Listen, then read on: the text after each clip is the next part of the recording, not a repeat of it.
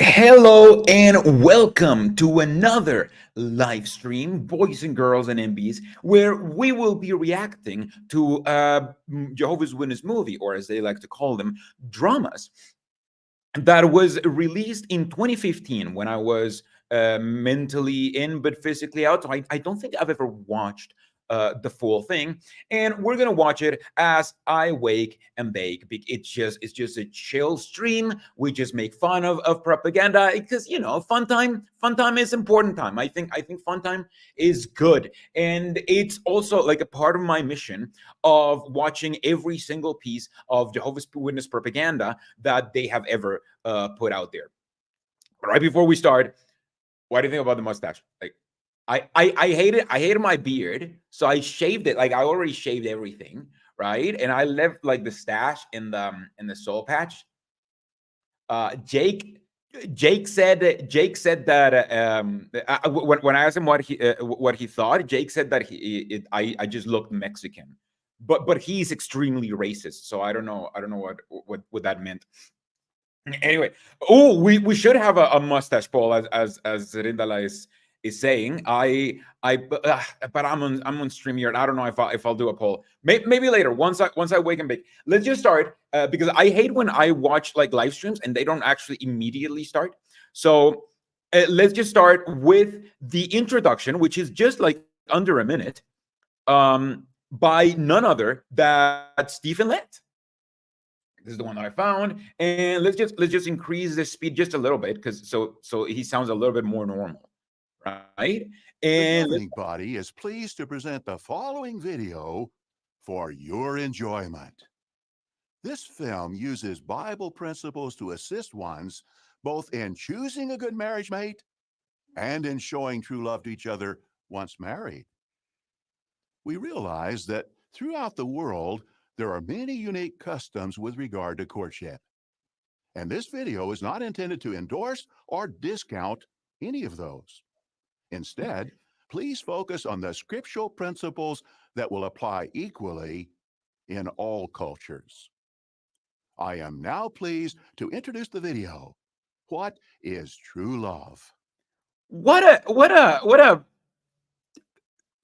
I can't I shouldn't swear immediately in the live stream, but what a sleaze. Oh fuck! It immediately starts. Okay, I didn't know that. I guess I don't have to to the other. That's his. This isn't endorsing or any.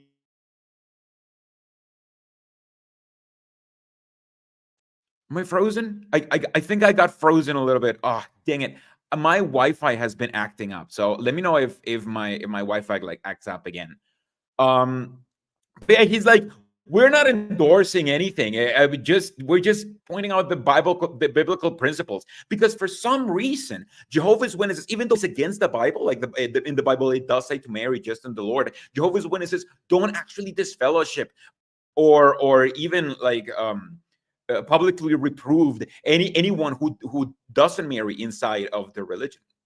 Now, before we get into the movie, we had a really good question by GZ Broadcast. I'm sorry, I haven't really been keeping up with chat because I kind of just want to like start. But before we start with the movie, GZ Broadcast says, "Sigurd, will you ever review Walk by Fight Not by Side soon? I'd love to hear your take on the most violent and fear-mongering Jehovah's Witness movie ever." Yeah, I mean, probably. I hadn't seen it. I don't think I've seen it yet, which is why I'm unaware of it. But yeah, I mean, if it's good, I mean, I may even review it next week. Thank you so much for the suggestion. People say that I'm freezing. I'm sorry. I'm sorry. I hope it gets solved soon. Let me know if it keeps happening while we watched while we watch this movie.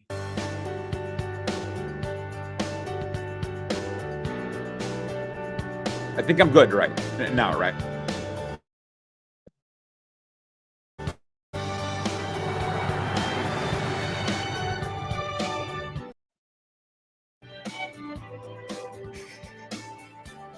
This is all just stock footage, by the way. Like you can tell that this is all like stock footage, just horrible stock footage. Yeah, I should have resetted the modem before I started, and I completely like forgot. Life is so unpredictable. Looking back, I never thought I'd be here. Still, I don't regret the choices I've made. Although at times, I wasn't sure where they'd lead me. Hey, Liz. Okay, that's not me. That's just because the Jehovah's Witness thing is kind of slow. Let's just pause for a little bit so it buffers. Jesus, I hadn't said buffer in like 10 years. While we pause, so this loads, I can point out how for some reason Jehovah's Witnesses refuse to upload videos in full HD. Look at this stuff. The best quality is 720p. Like we live in a 4K world right now, and yet they still doing 720p, like 4 times, even like, what, 6 times smaller than 40K. It's too Dad? much. What are you doing here? I was just heading to work. I was running late though. Got it. Actually, you still have 15 more minutes. I will do the poll. I will do the poll about the stash right now. I'll while we watch actually. Hey, Meg. Hey. You guys both work here? Yes, we do. Nice. Yes. Listen, if you have a couple minutes, can I buy you something to drink? My treat. Anything. Why is this taking forever to load? I don't understand. You know what? I'm just gonna download it, so we don't have this right now. So we don't have this buffering issues. Well, Okay. okay. 1 Earl Grey coming up. Thank Should you I like very a much. cappuccino with whipped cream? That sounds so much better. Now, Sebo Sem, I hope that's how you pronounce it. It says your best quality 720 is 720p as well. No, my best quality is 1080p. All right, and I don't do 4K because I have a small computer. Like I have like 100 gigabytes of storage, so I can't afford to do 4K because I literally don't have enough storage to do it. But because I'm not a super large religion. but yeah, no, I don't release videos in 4K because it's too much. Donate on Patreon, and I will upgrade my equipment. Tea's what I want.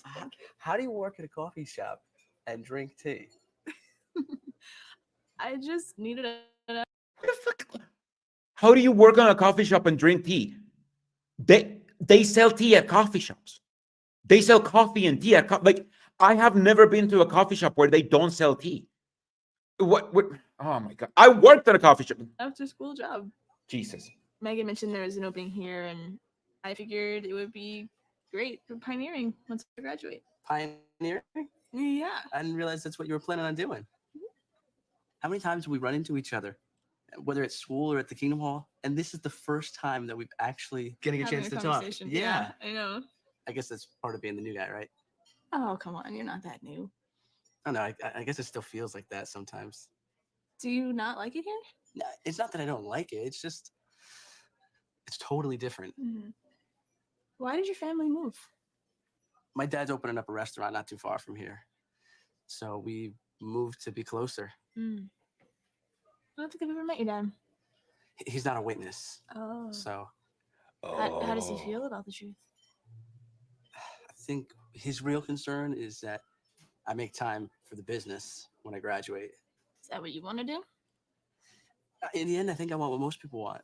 Do you hear the coercion? Like, it's insane because he's like, oh, my father is not in the truth, and then you hear her, oh, like like, oh my god, well, what does he feel about the truth? Meaning, is he okay with you being in a cult? And if he is, then how much? And then he's just like, oh well, he's fine. And then, but he just wants me to focus on business. And then she's like, well, but is that what you want to do? Jesus, like you know what's the right answer to those questions. I have a job doing something that I like to do, make some money. How about you? I mean, besides pioneering, what plans do you have? I've been wanting to take some classes. Oh, it's my dad. Hold on one sec. Sure. Hey, Dad. Yeah, I can be there in 15. Okay. Bye. I'm sorry. So that I let you go. My dad needs me at the restaurant, Totally understand. but I'll definitely see you in school, okay? Yes. Okay. Thank you for my tea. You're welcome. See you later, Zach. Bye.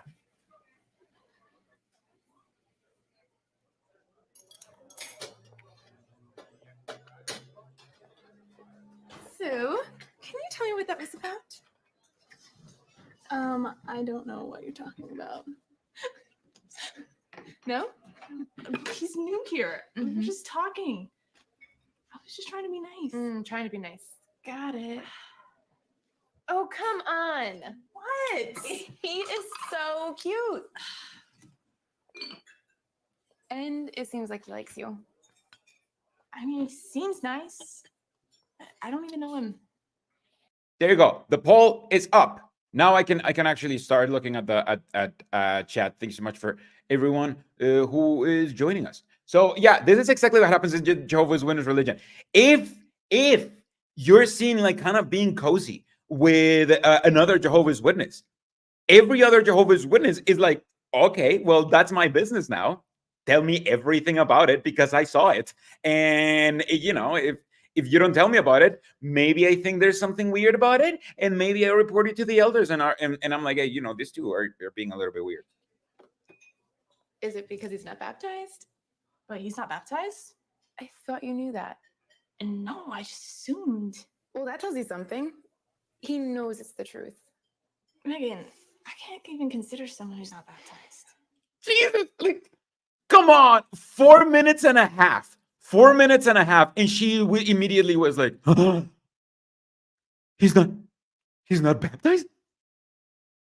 I can't even consider someone who's not baptized. Jesus Christ. Oh my God. And I was talking to him.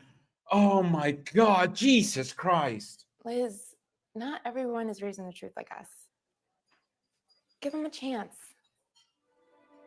Try to be a little more understanding. She's a villain. She's the villain. The one who's like, be more understanding. She's the villain. All the work we did to get you the scholarship, the team, the game tomorrow. We're done. I love it. He's just screaming about assorted, worldly stuff. Hey, Zach. Scholarship, you need to earn money. I like being worldly. Drink. Is everything okay? It's been better. Why was the coach yelling at you? I told him I wasn't playing soccer anymore. He just went off. That they were going to offer me a sports scholarship. And now I'm throwing my future away. Scholarship. You must be good. I used to play on the team at my old school, but my parents, my mom, she doesn't really want me to play anymore. Did you tell the coach why you can't play? Are you kidding? He would never understand the whole religion thing. Well, if it's any consolation, I think what you did today was the right decision. Thanks. Because you're supposed to Between you and me, give kudos to anybody who is following the cult. That is, you're just supposed to do it. When you're a Jehovah's Witness and you see somebody doing what the cult tells them to do, you're supposed to be like, hey, I really respect that. I love that, actually. You're kind of hot. I really want to play. I don't know. I just feel torn sometimes. I can understand that. But being able to dedicate your life to Jehovah, it's worth any sacrifice. You mean like baptism? Yeah, you have a date planned? With school wrapping up, I've just been focused on helping my dad out. I'm hoping maybe for the end of the year, but we'll see how it goes. Well, I think what you did today was definitely a step in the right direction. Thanks. Yeah. Look at the coercion. Look at the coercion. Okay, look, you stood up for the religion. When are you getting baptized? Jesus, this is their second conversation. This is according to this movie. And yes, Roy Seiler is pointing out that they're married in real life, of course, because everybody who is like kind of like romantic item, I feel like they have to be married, so they can kiss in camera, and they don't have to be like, oh, they're doing something moral. But yeah, I mean, this is their second conversation. Their second conversation, and she's like, hey, so when are you getting baptized? Do you have a date in mind? I should probably go get changed. Okay. I'll see you tonight Tonight? at the meeting. Oh, there you are. Right, of course. Hey, man. Oh, am I interrupting something? No, I was just leaving. I'll see you tonight. All right. Hey, See you tonight. What's that about? our meeting. Remember I told you I'm becoming a Jehovah's Witness? I mean, I know you told me, but saying and doing, two different things, my friend. Well, I'm ready to do it. Why now? No, because a church girl? No way. I don't think so. What's that supposed to mean? Come on. Nothing against Liz, right? But she's really religious. You, not so much. Is that so? I'm just telling you how I see it. Well, start seeing it a little differently. I love the dialogue. I love the dialogue. It's so well written. This is exactly how every single 35 high schooler like it talks, among them. And if you say so. Look, I thought we had 35-year-old high plans tonight. schooler. What plans? The game at Westbrook Park. I have my meeting tonight. Look, it's fine. I can find someone else, I got a bunch of best friends. Don't worry about me. Stop. Count me in. I'll be there. Yeah? Obviously, Yeah. he's the worldly friend Look, I gotta who go. is like, oh, I don't respect your meetings, and I also want you to, have fun instead of with me. Go out, play your sports with me instead of you going to a dumb meeting that you will not remember as soon as you exit the Kingdom Hall. I'll see you tonight. I'll see you tonight. I have been thinking about making a video about it, about just like the boring nature of meetings. But there's so many theories that I have as to why they are extremely boring, even though they're supposed to be extremely important. But let me know if you have any in the comments, if you think about, if you have any experiences that you're like, oh, this is when I thought that the meeting was very interesting, or this is a meeting that I remember and why, because I'm very interested in that, because I feel like nobody remembers meetings or assemblies or conventions when you're a Jehovah's Witness. When you're an apostate, like now I remember everything. Liz, I can't make it tonight. Thanks for the talk. Let's chat tomorrow, okay?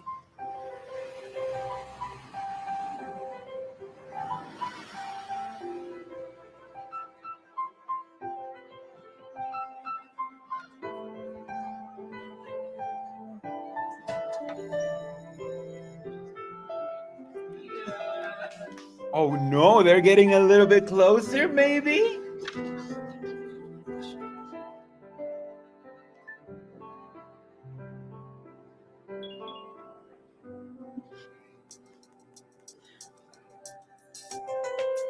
Oh my God. This is like, oh, look at this. This is dangerous.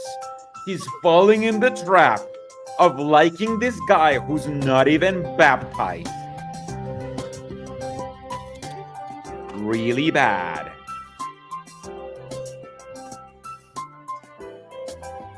See, that's what I'm saying. Like, I don't remember meetings when I was a Jehovah's Witness. I don't remember assemblies when I was a Jehovah's Witness. I remember all of them after being a Jehovah's Witness because they're notable now. But I don't remember it. So why was I even indoctrinated? I don't get it.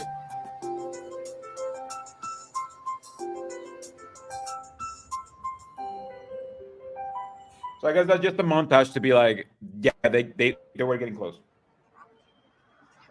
Email in, wish them happy 60th anniversary, maybe even send pictures, tell about Oh, themselves. already.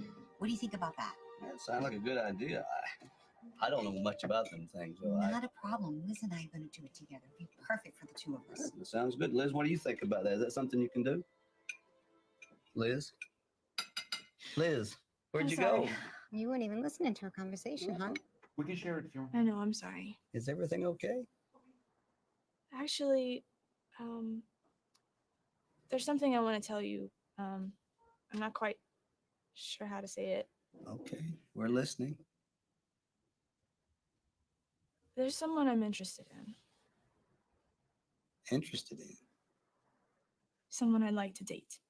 Well, you are 35, so it's only a matter of time.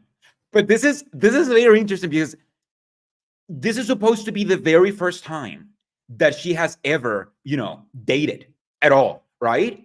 And she has to get an approval from her father. Because your parents have to approve, and if they're not fully a committed Jehovah's Witness, or if they're not like an exemplary Jehovah's Witness, your parents have the right to be against it.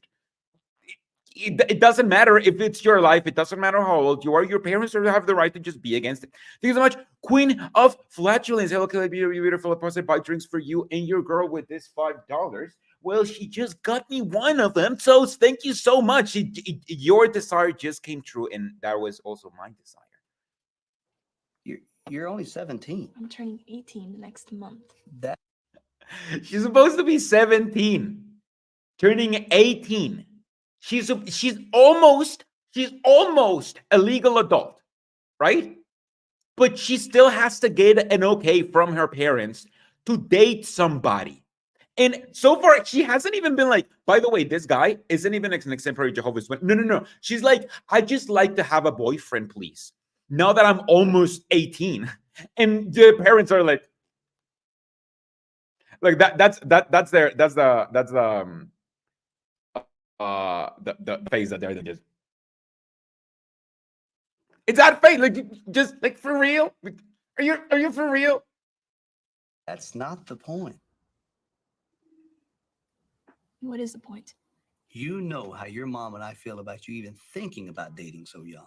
Who are we talking About you know how your mom and I think of you about even thinking. She's not even allowed to think about dating that young, which, by the way, is almost 18. Jesus. And I obviously I went through this because I did have a worldly girlfriend at one point when I was 23, and my mom obviously like kind of opposed it, and everybody opposed to it because obviously like she was worldly, right? I was 23 and I wasn't even allowed to just have a girlfriend. We didn't even do anything like any immoral stuff according to Jehovah's Witnesses. But I wasn't even allowed to. And I was 23. So of course, this teenager is like, no, you are basically a kid. You are not allowed to date anybody. You're not allowed to have a boyfriend. No. Zach. Zach Tanner? Dad, if this is about him not being baptized. Whoa, yes, this is exactly about him not being baptized. And even if he was, you're both still too young. We're not that young. We're graduating soon. Liz, neither one of you is ready for marriage right now. Can you honestly see Zach as being your spiritual head? What? Can you honestly see that guy be your spiritual head? Because obviously she's a woman. She has to have a spiritual head. She can't be, she needs somebody to take the lead. And can she really see herself submitting to this man in spiritual? Oh my God. This is already like so overtly cultist and misogynist and like manipulative. And it's the first 11 minutes. It's just, I never thought I'd feel like this. Lizzie, we understand. We're not against you finding someone that's going to make you happy one day. We're not. But the problem is, darling, that when you start developing strong feelings for someone early on, it is so hard to see their potential flaws. But I thought when you're married, you're supposed to overlook flaws. That's true. But the time to keep your eyes open to potential spiritual problems is way before marriage, not afterwards. Yeah. The answer is obviously, how will I know about his flaws if I don't date him? Like maybe I want to date him and figure out if his flaws are big enough or not. Maybe I date him for like a year, and after a year, the the initial pheromones just wear off, and then if after a year I want to keep going, I want to keep going, you know, because after a year I'll be almost 20. Oh my God. It's just when I see other girls with their boyfriends, I want that too. Liz, we understand. But no. Zach hasn't even taken the first step towards baptism yet. Neither one of you are ready for dating. I'm sorry, but there's no way your mom and I can approve of this. You don't have permission to have a boyfriend. Even though you're almost 18, you don't have permission. And by the way, I speak for your mom, who hasn't really spoken, but obviously your mom and I say this because your mom isn't allowed to say that she likes this, both because it's against the religion and because she is already submitted to me.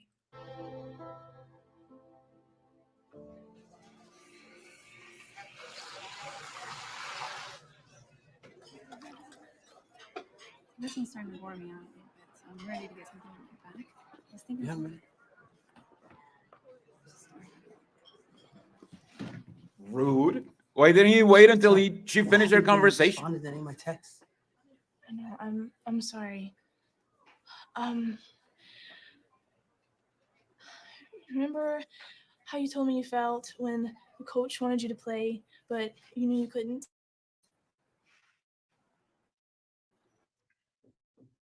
When I told him I felt torn? Yeah. What does that have to do with My parents feel like we're too young to get into a relationship. your parents, Liz? You're almost 18. And what she did is pretty much just ghost him. And that was the right thing to do. She pretty much just ghosted him to the point where he was like, hey, what the hell? Like, I've been texting you forever now. Like, I've been calling you. Like, I thought you weren't in life. What the fuck? Like, you know, like, and then she's like, yeah, but my parents did say that we're not allowed to date. And even though we're literally not even dating yet, I just ghosted you because that's the right thing to do. I know. It's not just that. I thought we had something here. Don't let them ruin this for us. Zach, I feel like I have my goals, and I don't think you're on the same page. What kind of goals are you talking about? Pioneering. Maybe in the future, evangelizer school. Look, I'm not opposed to any of that. You're not for it either. Look. The guy is like, yes, you can do whatever you want with your life. If you want to do all of those stuff, you can do all of that stuff. And she's like, no. You have to be for it. You have to want me to want to do those things. If you don't want me to want those things, then you're not a good spiritual head, which is obviously like very culty, because this ensures that you only marry people who are committed to the cult so much that they want you to dedicate your life to the cult, even if you don't want to. That's the subtext here. I admit sometimes I miss meetings and I should be out in service more. I know that. But I'll turn things around. When? I don't know. That's why I have you. You can help me. Who's gonna help me, Zach? I Come need on, somebody Liz. to take the lead for me. I'm just a woman. I cannot help you, a man. I can't. I can't. By the way, she's saying she can't. Well, you won't. She's saying she can't, not because she doesn't want to, but because she doesn't have her parents' permission.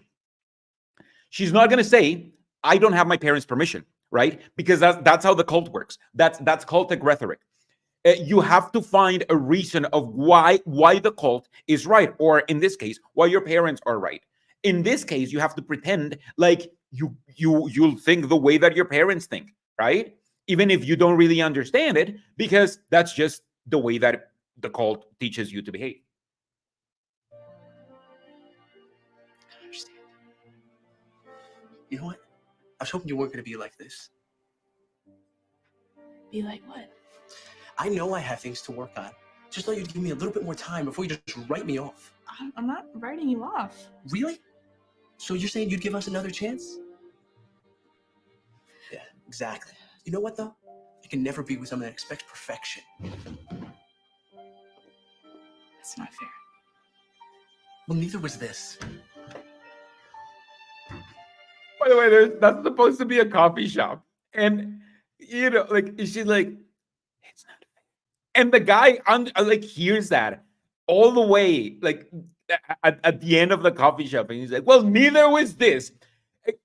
Is there nobody else in the coffee shop? Like, why? Like, I don't understand why Jehovah's Witnesses are like, yeah, no, not only can she pioneer, you know, while she has like a part-time job, she doesn't even have to like do her job most of the time, you know, when we need the story to progress.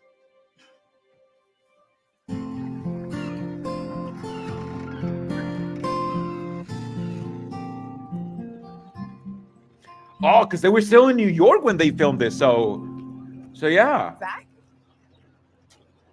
Hey, Meg, what are you doing here? I'm just walking Jasper. What are you doing?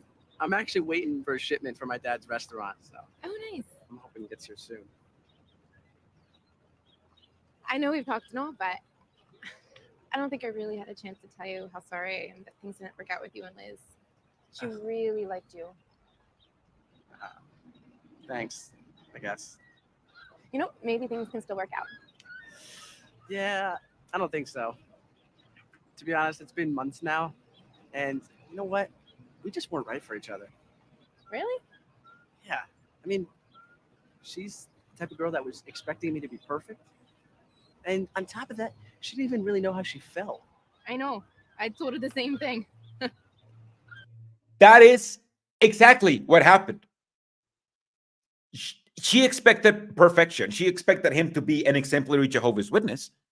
And she didn't even know what she wanted because she wanted him, but also she was internalizing the fact that she wasn't supposed to like him, but because she didn't have their parents' approval. So yeah, she didn't know what she wanted, and yet he's supposed to be, you know, the antagonist. Come on. You did? Yeah. What else did you tell her? If you don't mind me Oh, asking. that's true. This actress over here is in MLMs. I don't want to dox her or anything because, you know, she's, even though it is on Instagram, so you can find her if you look her up on Instagram, and she is just into MLMs. So I guess, you know, she her life is about cults, both business and spiritual. MLMs are cults. Don't let anybody tell you that MLMs are not cults. MLMs are cults just as Jehovah's Witnesses are cults. MLMs are cults. Don't get involved into any MLMs, please. Well, that you're a great guy. And she's crazy for not giving you a chance. Wow. I didn't realize that's how you felt. No, I didn't mean it that way. What I meant to say is thank you. Seriously, I appreciate that. Well, They have nice should chemistry. probably take Jasper for a walk because he gets really cranky. I don't want that to happen, so I'll let you go. All right, I'll see you around. All right. Bye. See ya. You know, this is terrible dialogue, but at the same time, you know, they're supposed to be Jehovah's Witnesses. And when you're a Jehovah's Witness, this is kind of the dialogue that you have with other Jehovah's Witnesses. It's kind of like clunky and bad because you're not really used to socializing because you've lived all your life in a cult. So it's weirdly accurate. I don't get it. I don't understand. I can't tell if it's accurate on purpose or completely by accident.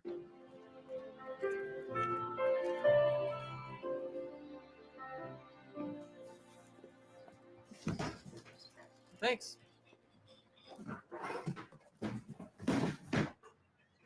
Yo, Meg, you got a box.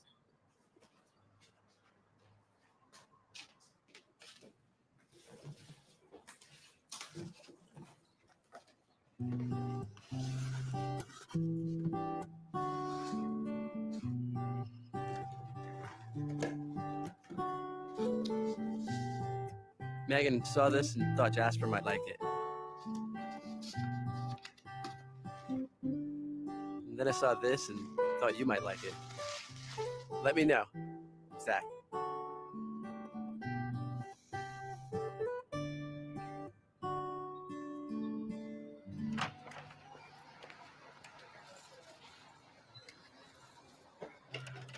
No.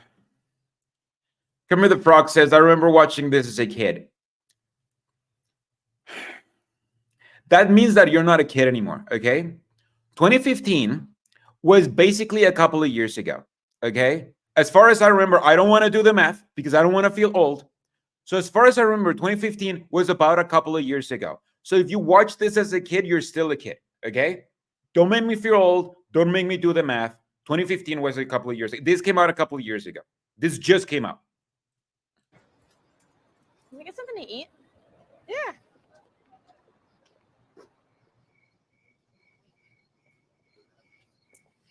Another text message? It is. Megan, are you sure about this? I'm assuming this is completely unrelated and it has nothing to. This is just somebody just posted 9 years for no reason. All right. This is just what I'm assuming that's what happened. Anyway, I love this part. She's like, hey, I'm not in this relationship with him anymore, but I'm gonna meddle in your relationship with him now and try to be like, are you sure you're supposed to be dating him?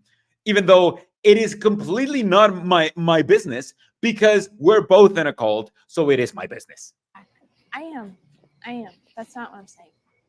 So, what are you saying? Are you sure about getting into something with him? His spirituality Look, is. Liz, you and I, we see things differently. I don't expect him to be perfect. What? Queen of Flatulence says, I watched it when I was 15.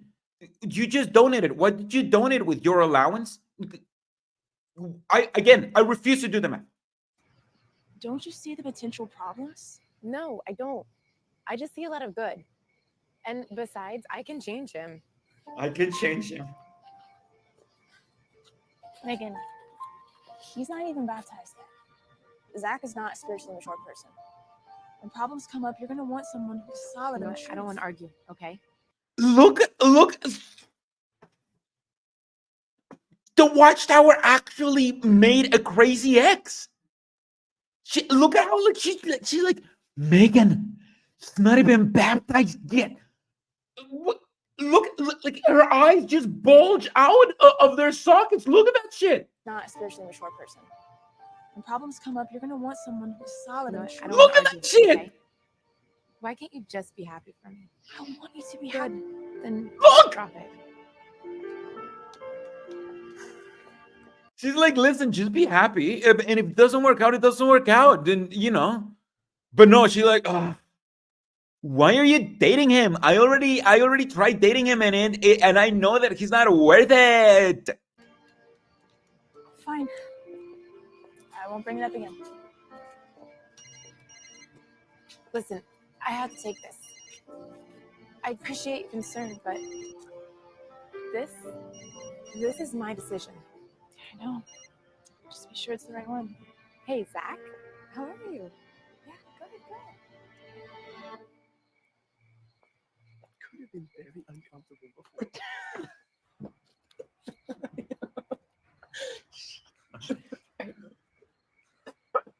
That was funny.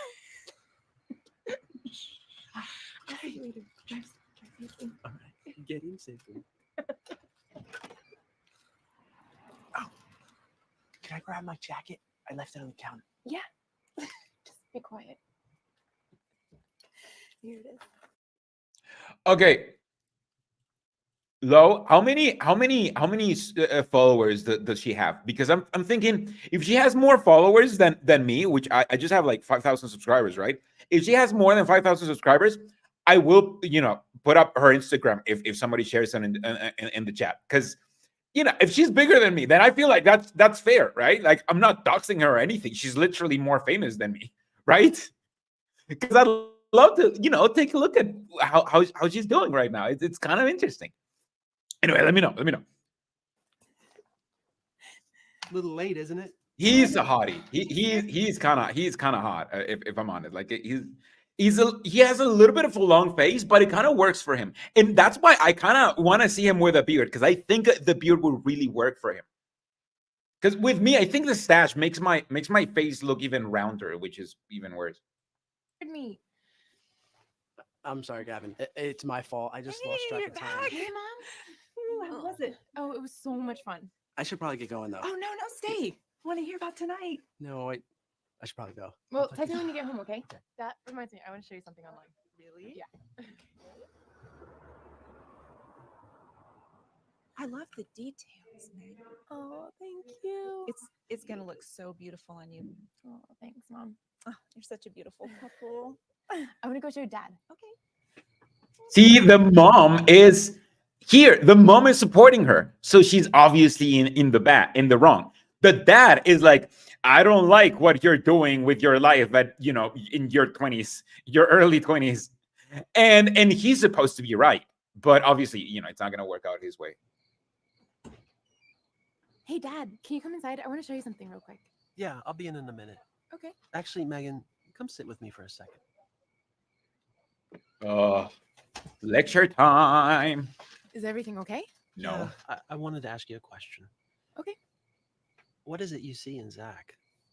He's so sweet. He's charming. He's funny. What else do you love about him? I don't know. He makes me happy. But Megan, why? What are those feelings based on? Dad, you're starting to sound like Liz. Zach isn't bad. I'm not saying Zach is bad. I give him a lot of credit. He was raised in a religiously divided house.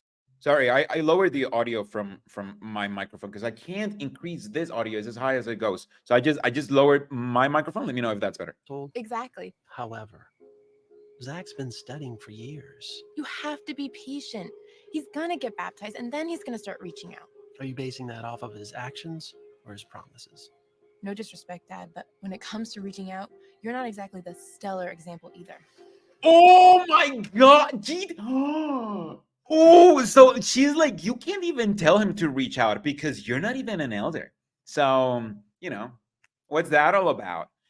Implying that if you want to have like the ground to tell your children to live their life according to the way that they're supposed to, you also should be looking for privileges. Otherwise, your children are gonna be like, well, you don't look for privileges, so I'm gonna marry an unbeliever-ish. Jesus, come on. You're right. And maybe that's what's bothering me. Don't you think you're overreacting? And besides, Dad, I don't want to be single for the rest of my life. I'm not saying stay single forever. I'm saying give it some time. You get one shot to choose your marriage mate.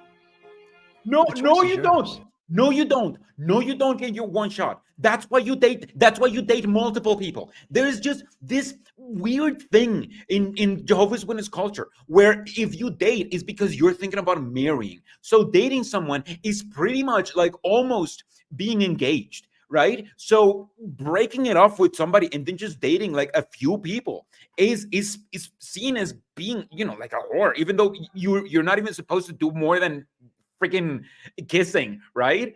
So it's just so stupid. It's just so stupid and so controlling. But so are the consequences. I'm making the right choice. You just can't be happy for me. Because again, it's not like she's marrying him, right? It's not like she's marrying him. Like he can just let this play out. And if he's right, right? Then let this play out. Let this play out. It's gonna crumble by itself. Megan.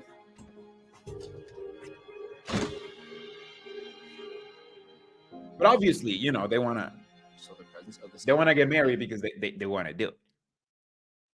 I mean, they want to do it, right? That's why people get married in the Jehovah's Witness religion, so they can finally have the sex without getting this fellowship. For as they were in those days before the flood, eating and drinking. This is exactly what I was talking about. This is supposed to be Zach's talk. I guess he had other plans again. The dad, it's super sassy. Jesus Christ. Judging him for not going to the meeting. I guess he had different priorities.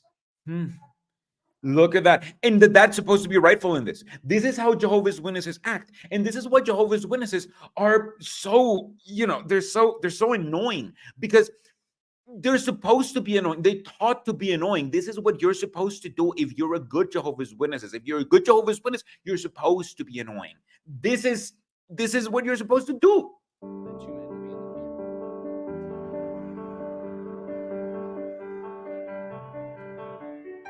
That did happen. That did happen with my ex-girlfriend.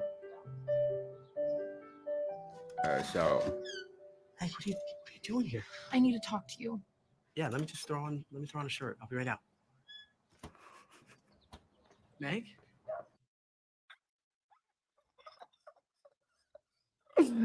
oh my god, even though he's not even supposed to be like a good Jehovah's Witness, he's not like, sure, come in, because it's, he lives alone-ish apparently, right?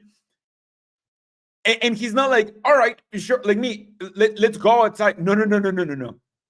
Hold on, lady, my girlfriend, hold on. Wait outside until I put on a shirt so I can join you outside so we can have this private conversation in the street instead of, you coming in and you talking immediately about whatever you want to talk about because you're my girlfriend. And, like, why would I ever do that shit? Jesus, come on. Oh my God. Dating in the Jehovah's Witness religion is the worst. It's really the worst. I feel like this is I wanted to do a video about dating in the Jehovah's Witness religion. This is it. This is everything that's wrong with dating in the Jehovah's Witness religion. And this is the first third. Can you just tell me you love me? I love you. Really? What's wrong? What's going on? You weren't at the meeting again last night. Hey, is that what this is about? What?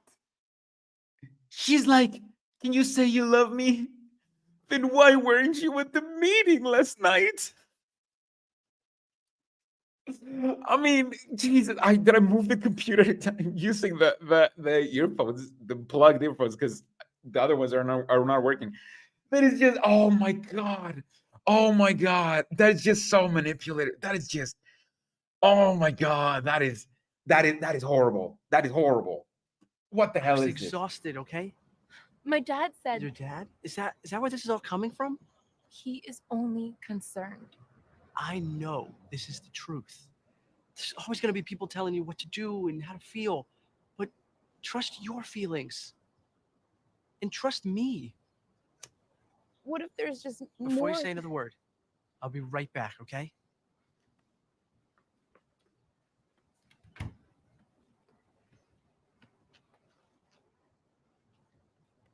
I know people are going to think whatever they want to think, but the last person that I want to be worried is you.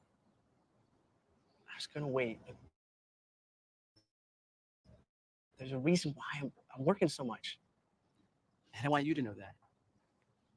Which is why They do look like I want to siblings, ask you. though. Will you marry me? Yes. This is so stupid because, first of all, obviously, you wouldn't pop out the question.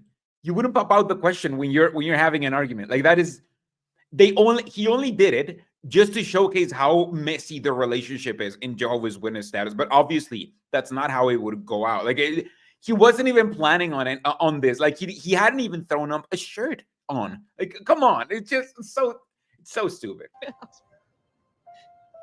Can I put it on? Yes. I'm shaking. No, you're not. No, you're not. No, you're not. If the script says that you are supposed to say I'm shaking, then you can just shake a little bit. It's called acting. Why are you not doing it? What? I just wish we didn't have to worry about what everybody else thought. That we could just be together and not worry about them. You mean elope? So why don't we? Okay. Yeah. Yeah.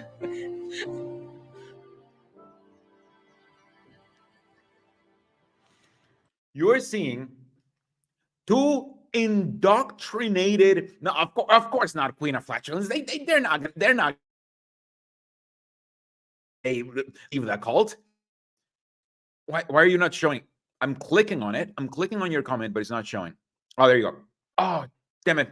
I think I froze for a little bit.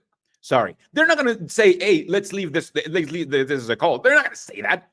They're going to be like, I mean, we're very indoctrinated, but so maybe we just elope, because it's not like we're going to get a permission to get married in the Kingdom Hall, which is how, you're supposed to get married.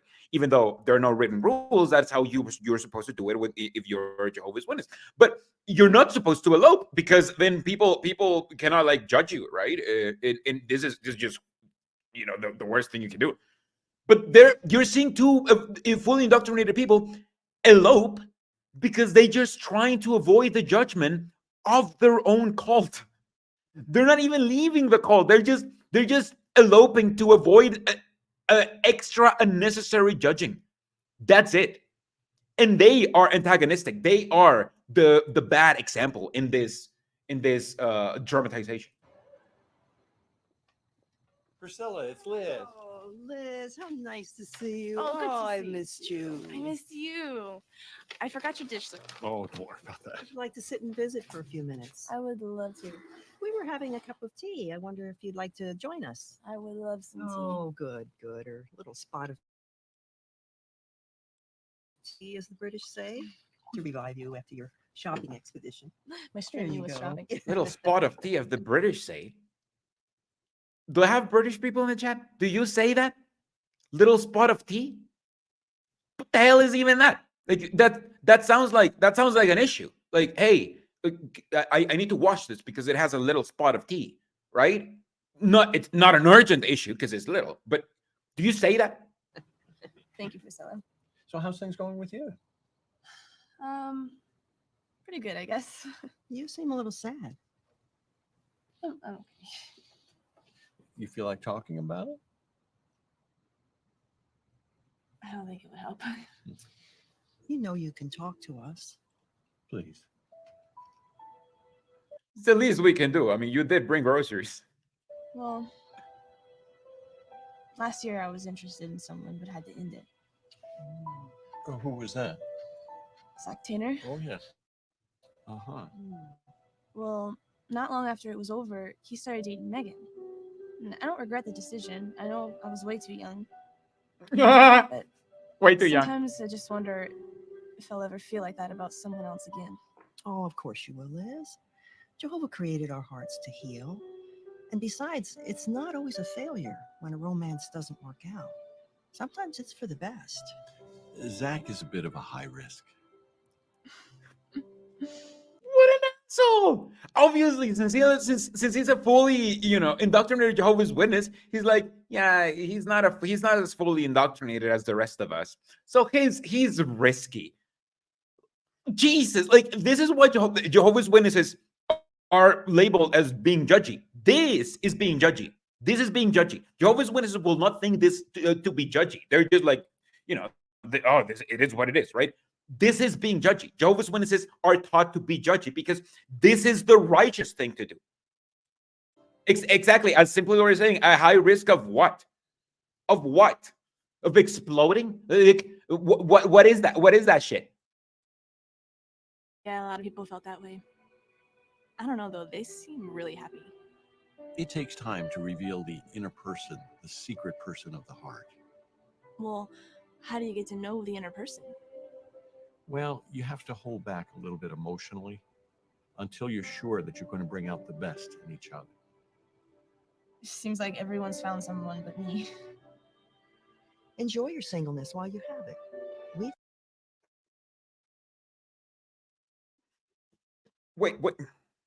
Wait a minute. She's worried that she hasn't found anybody yet. Right? But she believed that she was too young to be dating a year ago, because apparently, like, they've been dating for like the guy that his ex has been dating his friend for like what, a year, maybe two. So when did she pass from like being too young to date through the dating period all the way to feeling left out? Like, did she have like a window of like 6 weeks to date and she didn't find anybody? What is this? Like, is she even old enough? Is she too old to date? What is the right age to date then? did. And then if that special someone comes along, you'll get to start a whole new chapter in your life.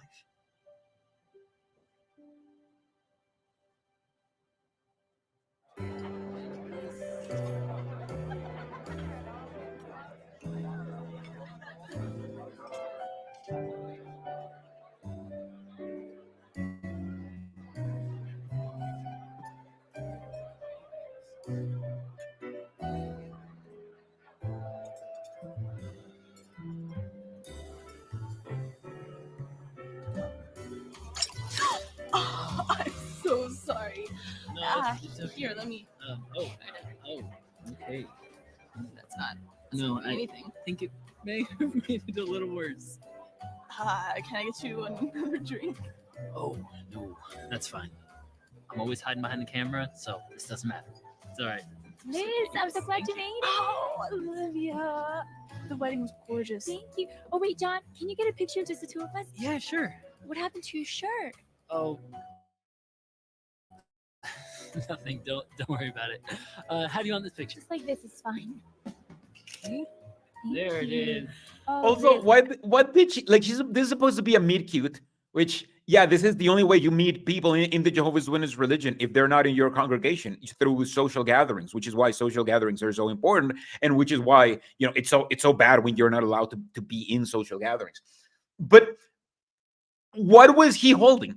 Because it's not like he was holding wine. He was holding like a reddish liquid, but looked too clear to be wine. And it's not like they're going to show in a drama people drinking, actual alcoholic drinks.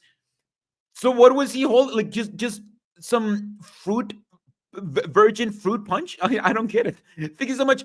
Frog Mood says, "Hi, any ideas of a good response to this? I'm waking my mom up, and she said an example of the evil slave would be if they started teaching unbiblical things such as hell being real." Thanks, Caleb. Well, I would ask her like what's her biblical basis on that, and how would she know if something is unbiblical if they are willing to just whatever they say is biblical, right? You can say, well, they teach things that are unbiblical. So what about the already unbiblical things that they teach? Like, I don't know, what's the most unbiblical thing that they teach? You can maybe start with the generation teaching, because the generation teaching, I feel it would be like, because she's basically saying, hey, I would know if they would be the evil slave if they taught like inaccurate things, right? So you go for the most inaccurate things that they taught, like the generation teaching is probably your best bet, because most Jehovah's Witnesses don't believe that in that stuff anyway. So I'd go through the most the easiest the beliefs that are the most easily debunked, and obviously you have to like learn what are the beliefs that your mom is less likely to believe in, because obviously that would work better if it's personalized to her. Every Jehovah's Witness has an issue with their religion, so if you point that out, like that's basically an invitation to point them out. So go ahead and take that invitation and point out the issues that you think your mom may have with their religion. Be like, what about this stuff, right? Don't be afraid of people confronting you them, because they're actually asking you, okay, give me an example, right? So again, try to be super empathetic, and don't get confrontational. Just leave a question, and once you feel like you're leaving a question, and once you feel like the situation is getting like a little bit uncomfortable, get back, right? Because you don't want her to get confrontational against you. You just want to leave that question, get it to feel uncomfortable, and then leave, so she deals with that question by herself. That's how people wake up. If you force her to deal with that question in front of you, she will be forced to like come up with an excuse for you, right? But if you just leave her with that question, then she will have to find out an excuse for her, and that is going to be way harder, right? because obviously, convincing yourself something that you don't believe in is way harder than trying to convince somebody else. Anyway, I hope that is. I haven't been keeping up with chat because I was trying to be focused on this because I have ADHD. But yeah, that is the way that I would handle it. Take it as an invitation, and as soon point out the issues that she may have with the religion, and as soon as it gets confrontational, as soon as you feel like it's getting uncomfortable, your job is done. Get back, move on to a completely different topic. Be like, maybe crack a joke or something. Be like, but whatever. Like, at least we'll know if they start teaching if hell is real, and then move on. Don't make her feel like she's going against you. Make her feel like she's going against the issues that you're bringing, the doubts that you're bringing, and that is the best way to respond. But according to me, obviously, I'm checking that chat is it has been like super helpful. Obviously, I just hope it helps you. Really, I just because I know how hard it is, and I've been reading a lot about like call debriefing and stuff. I don't feel like I'm ready to like make a full video about it, but this is the main thing that I want to do. I want to help people wake up and help people wake up. So yeah, I've been thinking about this a lot. So yeah, thank you so much for supporting, obviously, and let us know like when in the next live stream if you did it, let us know how it worked out.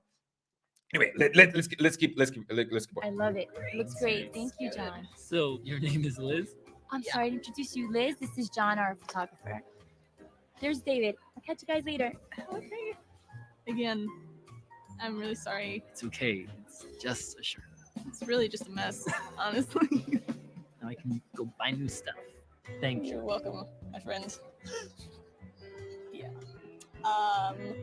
They are really cute together. They have a lot of chemistry. You can tell that they're married in real life because they have a lot of chemistry. Like, they have the worst lines to work with, but since you can tell that they're a couple, they have really good chemistry in this meet cute, and it actually works. Did you know David and Olivia from before the wedding? Or I did. David and I sort of grew up together. We actually pioneered together. So this dude looks like Clark Kent. He found out that I do photography and asked if I'd handle the wedding. I feel like this dude, if he woke up, well, now he can grow a beard, right? But if he woke up, he could go through like the best glow up where he goes from like looking from like Clark Kent to looking like Superman, just because he left the cult and he was able to like wear more fashionable stuff and grow out his hair a little bit, or be more fashionable. Here you are. Here I am. Getting drink spilled on you. Yeah. That's so special. You and Olivia? You two go way back? We went to Pioneer School together. Been friends ever since. Nice. When did you go? John, can we get a quick picture? I'm sorry. I've got to get a picture of the cake before they cut it. It's prettier that way. It's nice meeting you, Liz. Nice meeting you too. Bye. Okay, bye. This works. I seldom find things that work in Jehovah's Witness propaganda because the editing is terrible, the acting is terrible, the filmmaking is terrible. This acting, this meet cute, I buy it. This is the first thing that I'm like, no, this looks like something that's something real. With this ring, wed. With this ring, I thee wed. It is my great pleasure to pronounce you husband and wife. And to kiss your bride.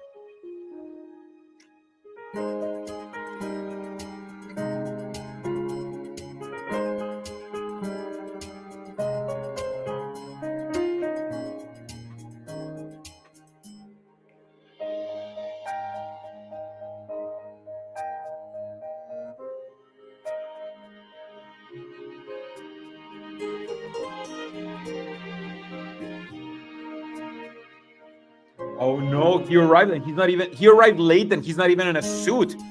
Oh, shaking my head. And now the good thing, what you should be doing, look at her. And now what she's doing, shopping and going to expensive restaurants. That's evil.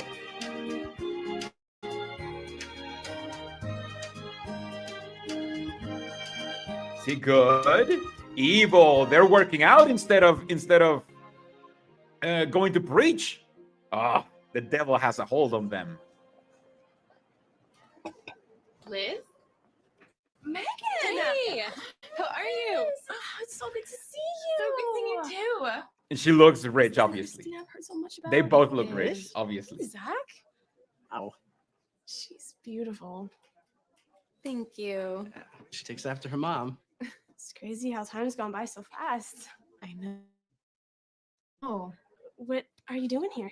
We moved back. What? Yeah. Why? Tell her. My dad's opened up a second restaurant in the city. And he wants Zach to run it.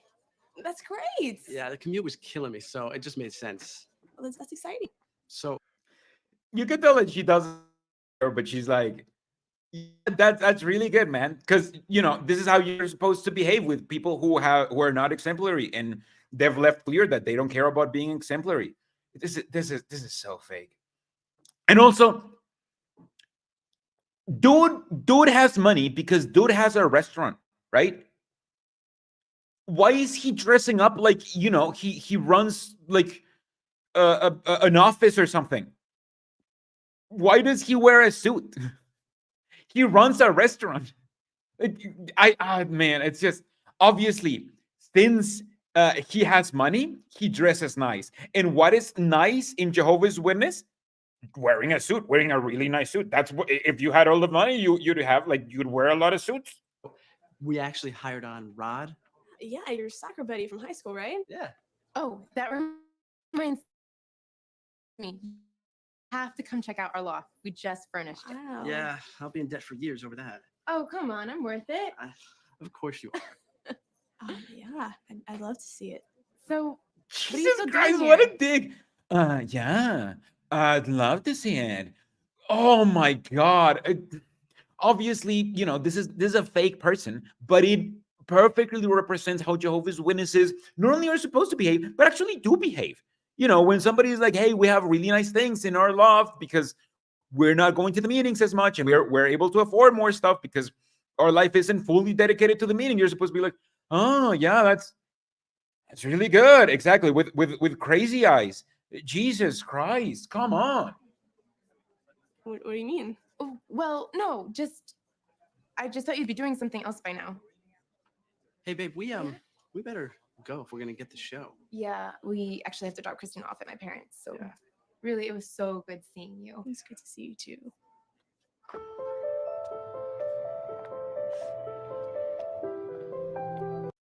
By the way, I just took a look at the poll, and it's basically split in four. I gave you guys four different options. They all have 25%. But how is that helpful? How is that helpful at all? And by the way, just this is because I'm just getting a little bit higher right now, right? A lot of you, pretty much, but not a lot of you, but I get basically like the minority, right? But I do get a lot of comments on my nail polish. Everybody is like, "Oh my God, am I freezing again?" Everybody's like, "Why are you wearing nail polish? You look like a woman," and blah blah blah, right? So I thought I would get a comment in the last month because I got a piercing, and I haven't gotten a single comment. Not a single one of you noticed, which has me really hurt. Like, why don't I look more like a woman because I have a piercing now? Like that. Isn't that also woman-like? I wanna fully do my transition to look like your 50-year-old lesbian aunt. That's the look I'm going for.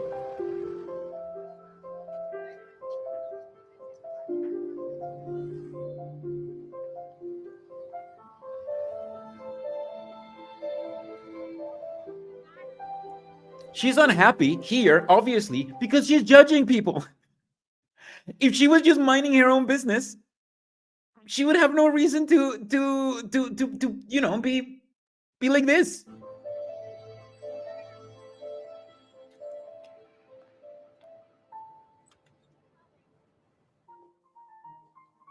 That is a super basic photo, by the way.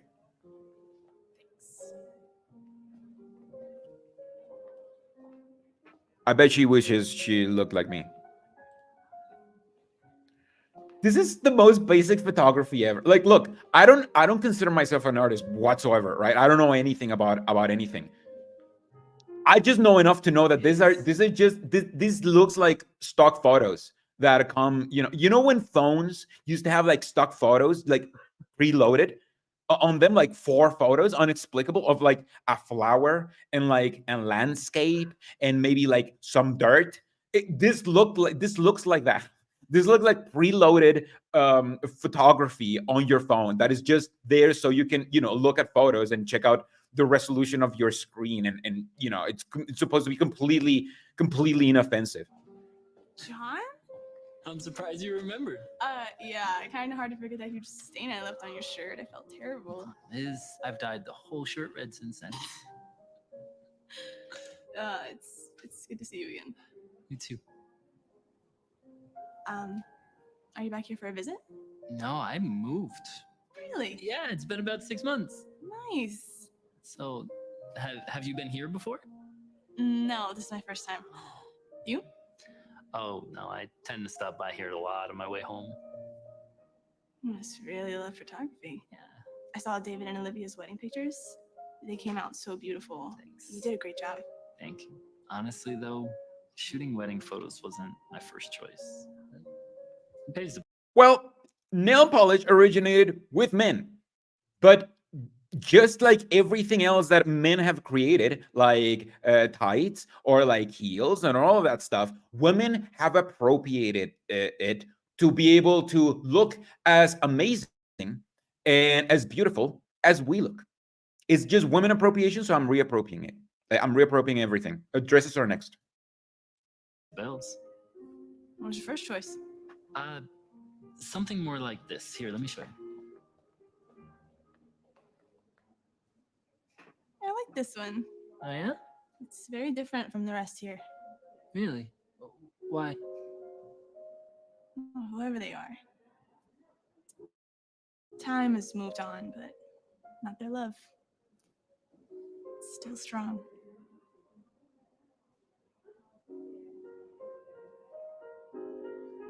What are you thinking? I was just thinking, most pictures capture a moment in time, but this one captures a whole lifetime. I really, really, really can't wait to see this photo that captures a whole lifetime and not a moment in time, like the random photo of gears that there is in the background of her, for reasons. In a moment. That's what it says to me, at least. Wow. I just never thought about it like that before. But, I think the photographer would agree with you. Yeah? Hmm? Who is he? Oh, nobody important. Let me show you this one over here. Oh, because it's his. What?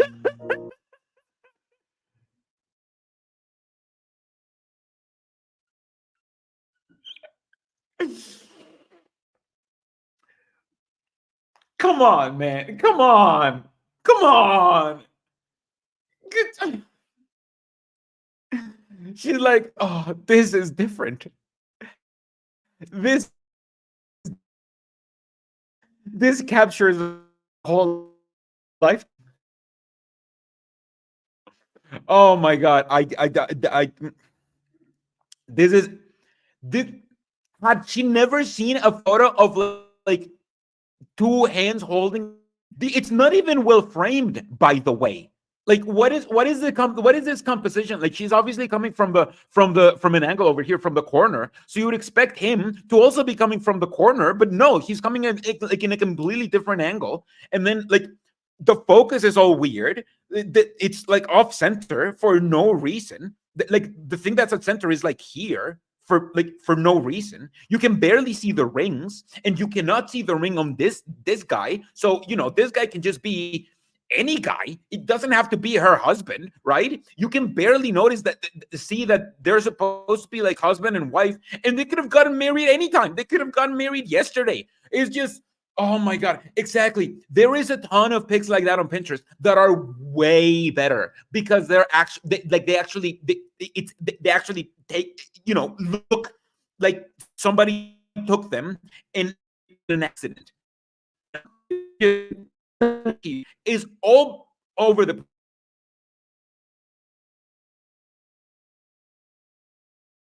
place. I don't know why I keep glitching. I don't know why.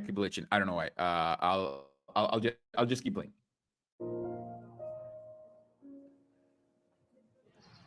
Well, thanks for letting me show you around. That was really nice. I'm glad. So, is this it? This picture you're telling me about? Yeah. It seems really sad. Yeah. Guess I was having a moment.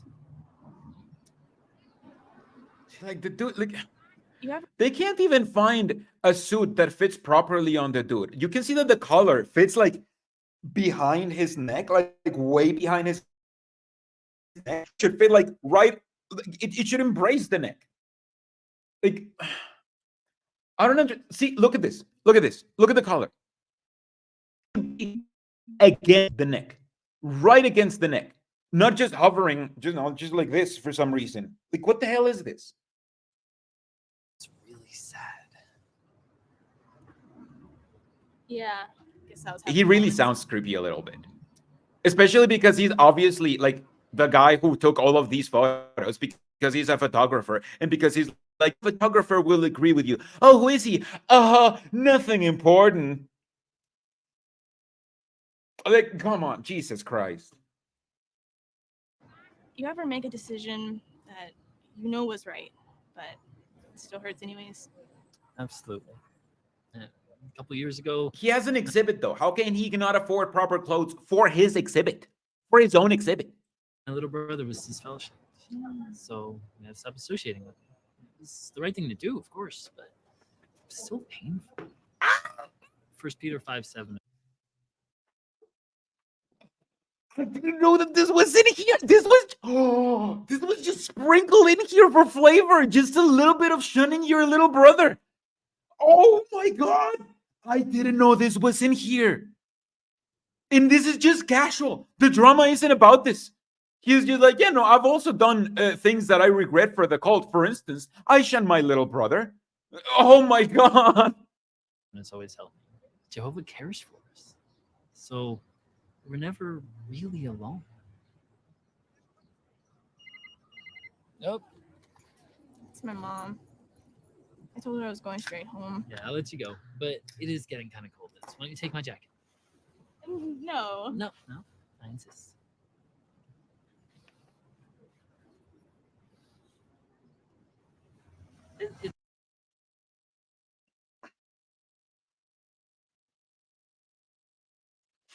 Listen, this is another one where I'm like, this is extremely cringe, but also this is probably exactly how Jehovah's Witnesses flirt. So extremely cringe and even a little bit misogynist. Like I won't even make a point on it. I'm just gonna touch on it and move on. But is this cringe on purpose or is this cringe on accident? And it just so happened to be exactly how Jehovah's Witnesses behave. That's It's a little big, but it'll work. Thank you. I'll I get mean, back to you. it fits her better than Actually, I you have a than talk at it your fits you. congregation coming up, so let's get it in. Bye, John. That is.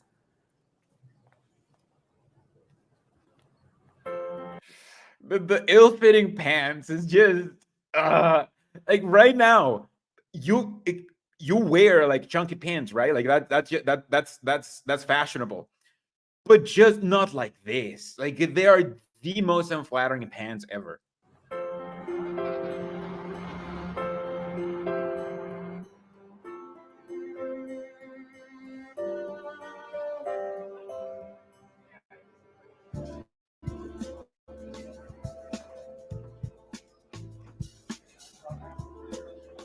Oh yeah, hit me with that. Music. Last question. Why? Background music. What would you say to prospective customers? That's a very good question. Our selections are beautifully conceived, they're elegantly presented, and they're served in this captivating atmosphere. But they shouldn't take my word for it. They should come and see it for themselves. Yeah, I think that should just about do it. It wasn't so bad. All right. Thanks, Joel. Oh, no problem. Yeah, and just tell Mr. Tanner that I'm sorry he couldn't make it for the interview. Yeah. I'll be sure to tell him. All right. All right. You have a good one. Take care now. This is basically like business, business, business, business. Business, business, business, business. I'm worldly business. Oh my god, so bad. See why I can't tell if the bits that are good like on purpose or on accident.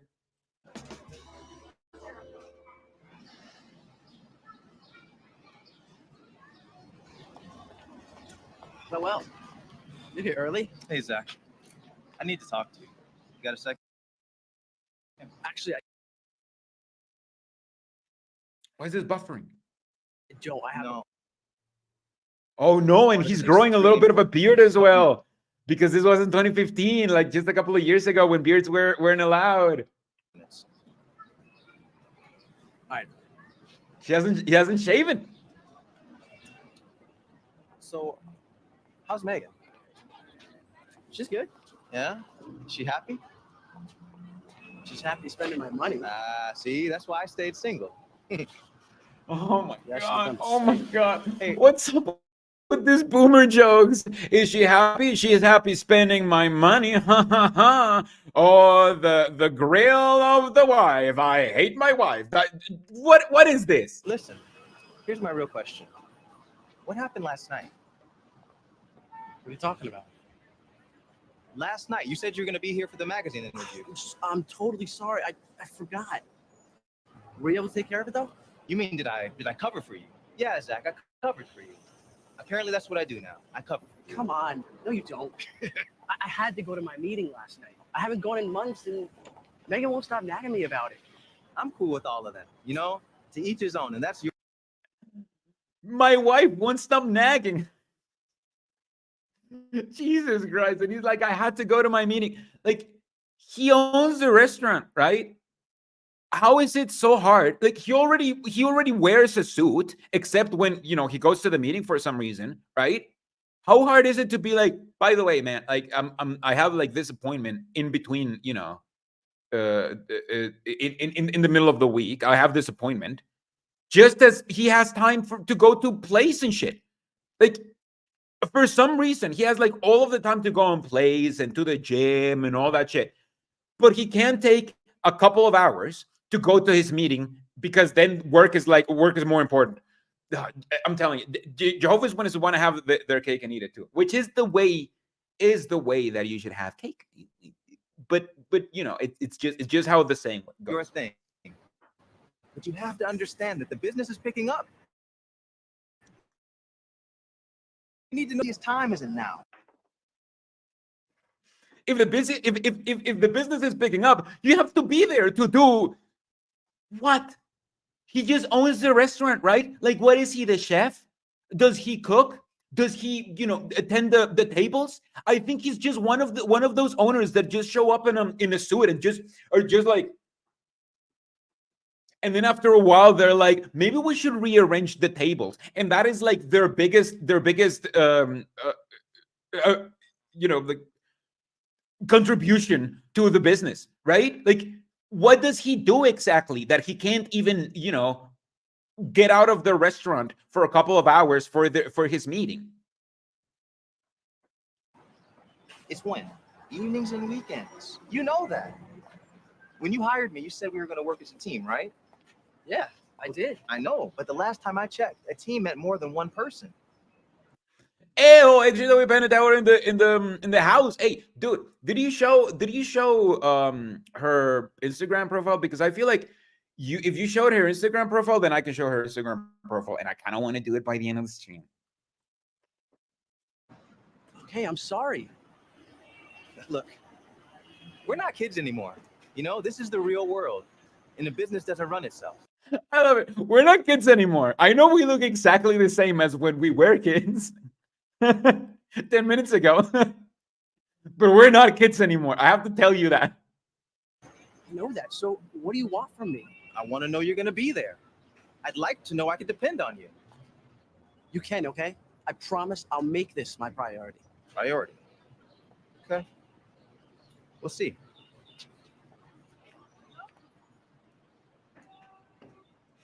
How is he getting in trouble for going to one meeting? I don't understand.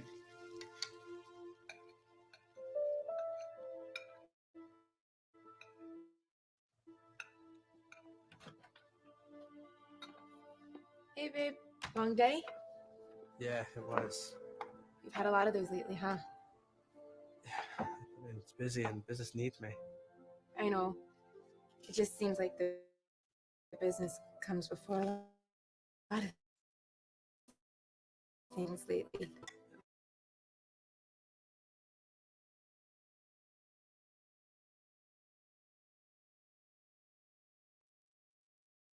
Sorry, I was glitching. I don't know why I'm glitching. I'm thinking maybe I'll just like it's just I may just jump onto my cell phone's Wi-Fi to like reset the modem and then go back.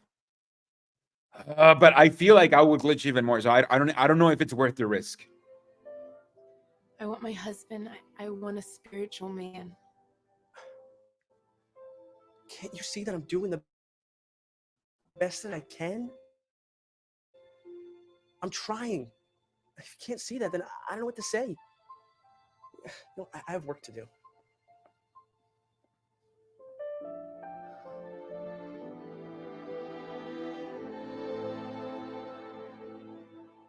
This is the compass I use for my dog. Oh wow. It's pretty cool, right? Yeah, Yeah, it's a little bit different than normal compass. So this one is specifically.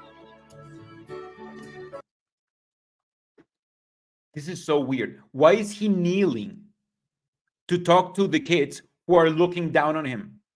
Like they clearly wanted to have like a frame of him kneeling because that is endearing, right? Of a guy kneeling to talk to kids. But the guy kneeled so much that the kids are actually looking down. It feels like, there was no need. The kids are looking down as much, like way more than he would have had to look down to them, right?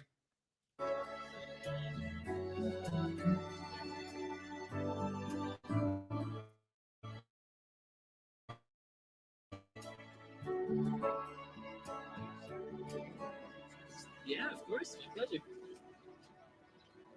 Hey, John. Hey, Liz. Good job today. Oh, thank you. You have so many kids in your congregation. Your talk today was perfect for them. Oh, thank They love the compass illustrations. You seem really interested in kids. There's a reason for that. Oh, your brother? Yeah. So with kids,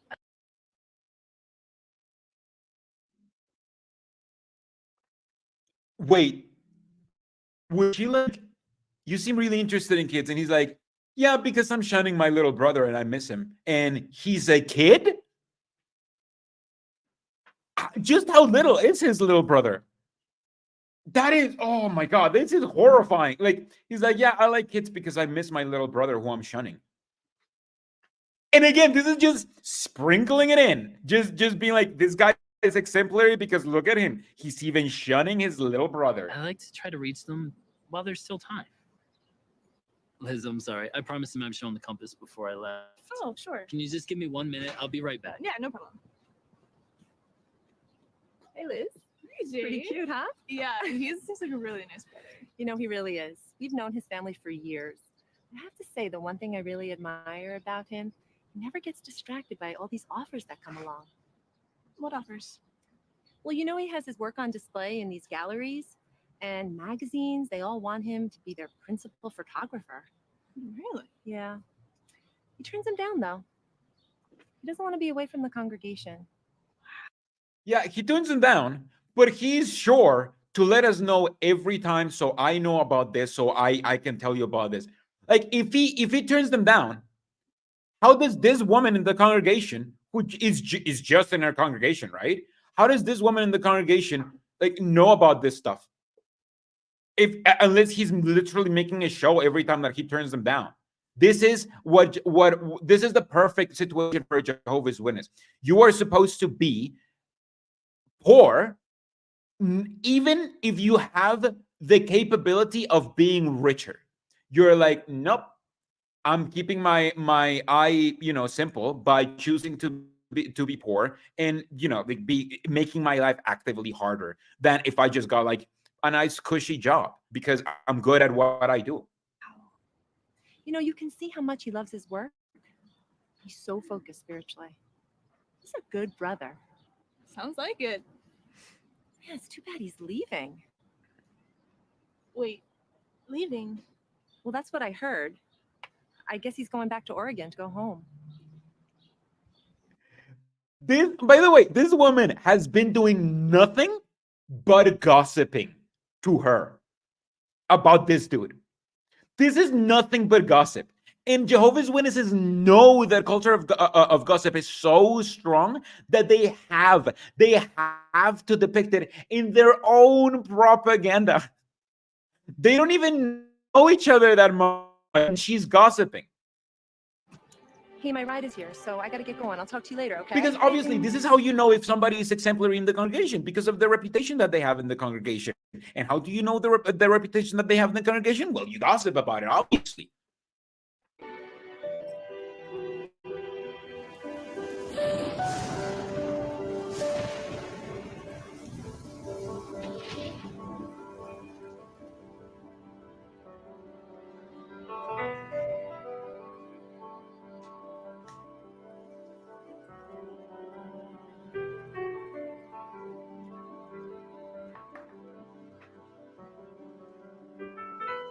The fact that she can't find a husband still kills me. Yeah, I think it's because she's supposed to be conventionally attractive because this is propaganda and she's like the lead person and like the good person. So obviously the good person has to be conventionally attractive because it's propaganda. But also she's supposed to go through like the hardships that a normal Jehovah's Witness go through and feel left out. So they have this weird part where you have a conventionally attractive woman who would have been married in her early 20s at the latest in the Jehovah's Witness religion, but obviously like she in the drama she cannot find a husband. Thank you so much. Mentally checked out for the 99 cents. That's just enough to buy me another rolling papers because I literally just ran out. That's why I'm smoking a blunt. I mean tobacco cigarette.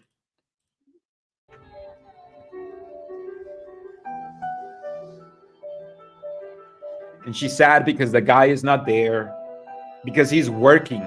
He's working up to like 2:28 in the morning in his tapas restaurant.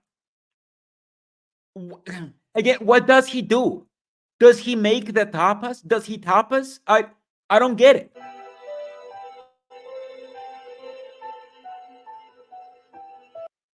And exactly like at 2:26 in the morning, like what kind of tapas restaurant does he have that he still has to be out at 2:26 in the morning? What this is just the stupidest thing. And even if he had to be out, like it would have to be because there's an emergency, right? So you'd be like, oh wow, he still hasn't come home, like he's working hard, man. Let me go check on the baby because he's working, right? Right? I mean, unless the implication is that he's somehow cheating, even though he doesn't even have time to like 2 hours to go to the meeting. So how would he even have time to cheat? Come on.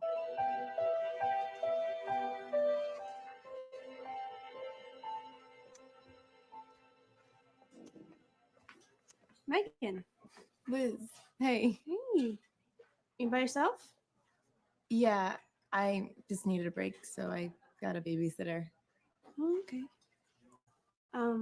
If I can get you anything, let me know, okay? Thanks. So you still drinking tea? Yeah. It's nice to see some things haven't changed. Megan, are you okay? Yeah, I'm fine.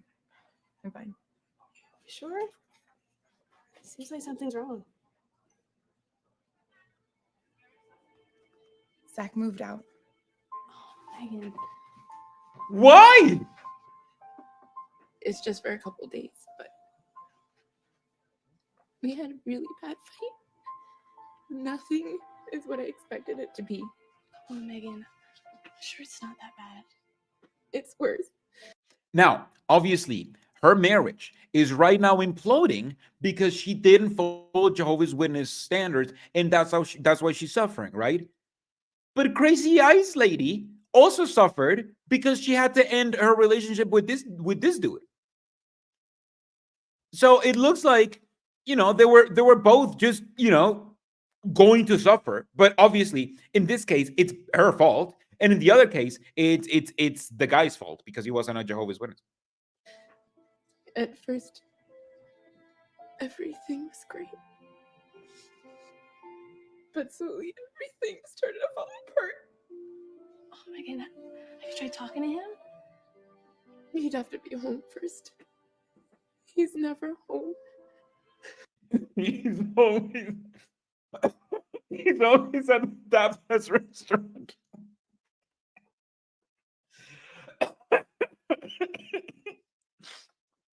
Sorry, he's never home. He's always at the tapas restaurant. He's opening 24/7 now.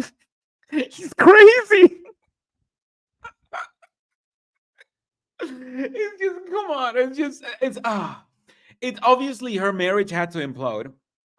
And nothing was the way that she wanted it to be because she's not following Jehovah's standards, right? However, this is what happened when you do follow Jehovah's Witness standards. That's how you get, oh, nothing is the way I expected it to be, because you marry somebody because they're a good Jehovah's Witness and nothing else, and you think that things are going to work out, and they don't. If they had married the way that they married, because they loved each other despite of their religion, chances are things are exactly the way that she expected it to be. It would be less likely for the marriage to implode. Maybe the elders can help. Maybe the elders can help. He won't even meet me. Oh. Hey. Don't, okay? Maybe the elders can help because, obviously the elders always help. And she's like, you don't know. You don't even know. He won't even meet with elders to talk about his private life. Oh my God. Don't what? I don't need your Also, if there's such bad Jehovah's Witnesses, right? Why does she care if the guy meets with the elders or not?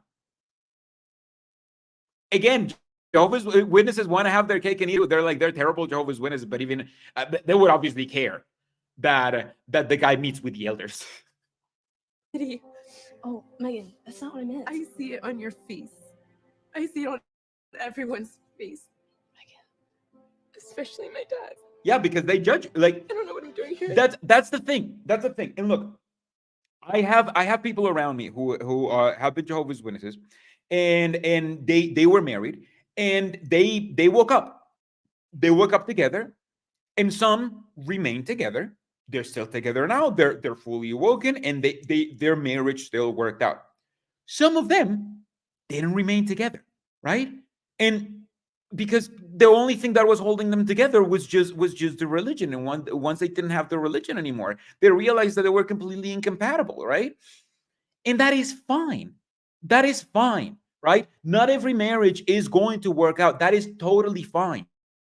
But obviously, when a marriage doesn't work out and you are already not following the Jehovah's Witness standards, then it's your fault. You are supposed to be at fault, and people around you will react like that. They will behave like, oh yeah, I mean, this is what you wanted after all, because if you don't follow the Jehovah's Witness standards and you don't just remain chained to your marriage no matter what, they will look at you with pity. This is surprisingly accurate. Everybody in the congregation will look at you with pity, and they will be like, "Yeah, no, this is on you. This you kind of brought this on you." I'll pee real quick. Megan, Look at us. We lead such different lives. You would never understand. Jehovah can help you fix this. I used to be idealistic, but now I'm just realistic.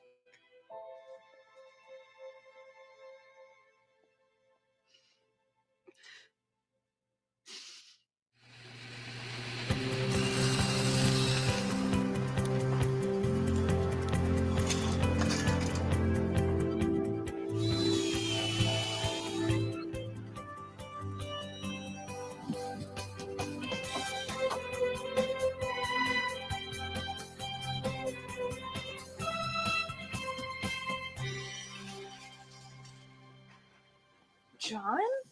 What are you doing here? I thought you left. Oh, yeah, I went home to help out my parents for a couple weeks. Why? Nope.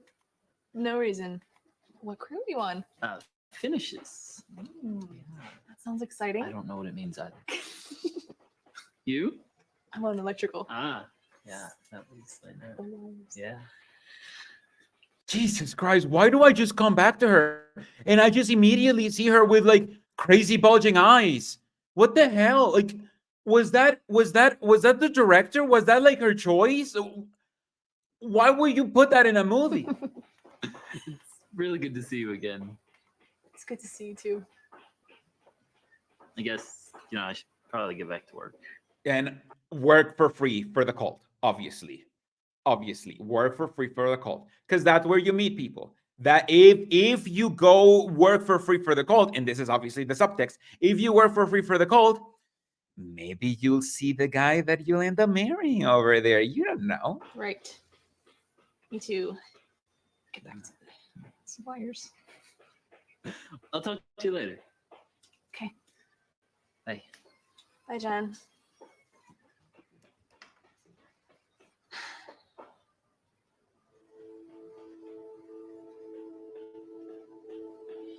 Hey, Liz, a couple of us are going to see a movie later. Would you like to come? Okay. Yes. Great. So tonight, around 7. Okay. All right. That sounds perfect. See you tonight then. Okay. Bye. They are very cute together, though. Like, I will say that they are very cute together. There's, as I've been saying in this whole thing, a lot of marriages in the Jehovah's Witness religion don't really work. They kind of just got married young because they wanted to do the sex without getting this fellowship and stuff. But some of them do, and I feel like this marriage does work. Like, I kind of hope that they wake up together, and I would think that if they woke up together, they would remain together, because it feels like they actually do have chemistry, and they actually, do like each other, and do feel like a little bit jiggly around each other. And I don't know, it's cute, because I don't think they are that good of actors, right? Like, they're not that good at acting. This would be the best acting we've ever seen. I don't think that's the case. I think that's just how they genuinely feel, and you're seeing it through the camera, and I don't know, it's kind of cute. Can't I enjoy something in the propaganda?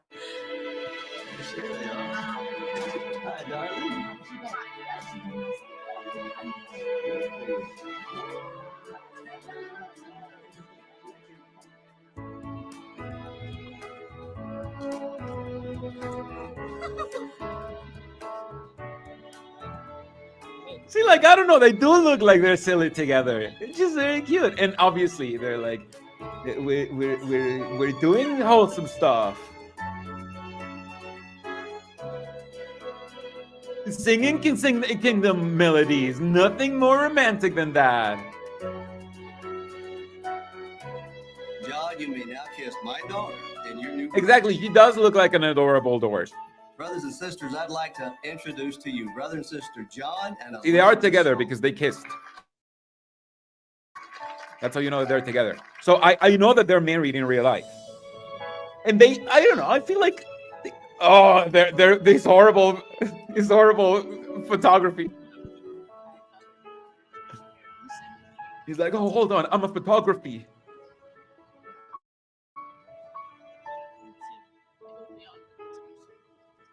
Oh, the picnic studying the book of the Jehovah's Witnesses, of course.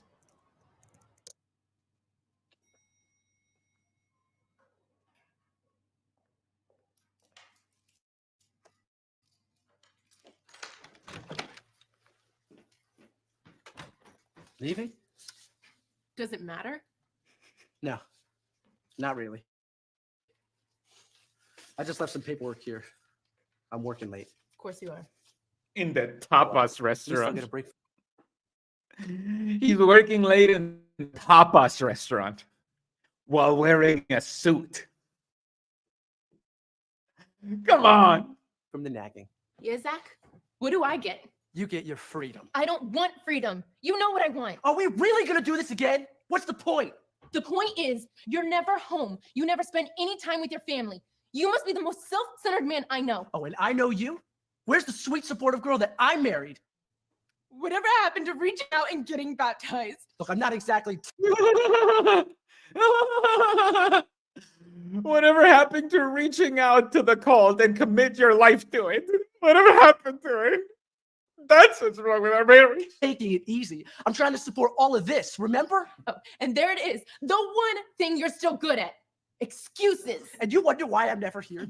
What excuses? I thought he was gonna be like, and there it is. The one thing you're good at, supporting us. That's the one thing you can say about yourself. But no, she's like, no, the one thing you're good at, excuses. They're like, you don't know how hard I work while wearing a suit at my tapas restaurant, my dad's tapas restaurant. I have to work late. Those tapas, I'm involved in the production of them somehow while wearing a suit. This conversation is over. That's not all that's over. Oh, yeah? Yeah. Fine. Any way you want it. This is hilarious because we're not given any reason as to why this marriage is breaking apart. Just that the guy spends too much time at the tapas restaurant. But also they spend a lot of time. We saw this.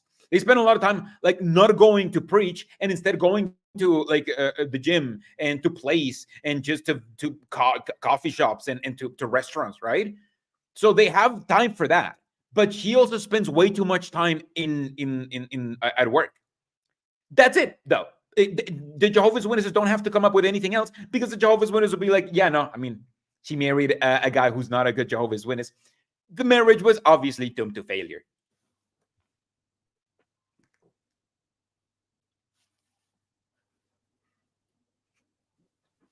Angrily clicking, yes, I will attend to my high school reunion.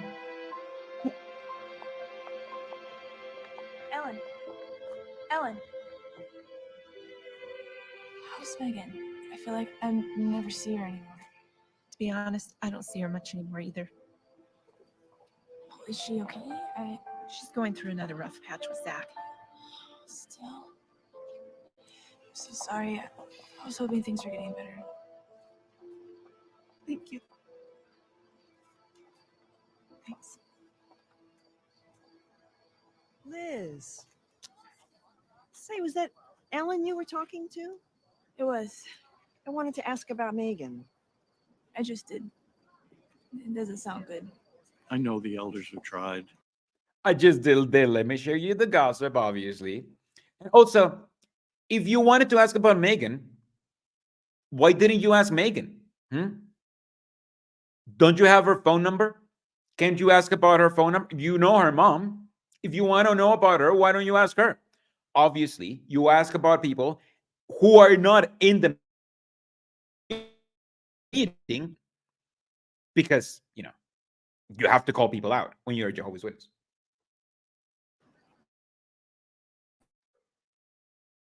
Last time I talked to Megan, she said every time they try and talk, it ends in an argument. No two people agree on everything, but when we disagree, we have to be kind to one another. I just hope it's not too late. It never is if they're willing to act unselfishly. Oh, that's so true. Every marriage goes through some tough times, but if we follow Jehovah's example of unselfish love, we always get through it. Just wonder if Megan still believes that.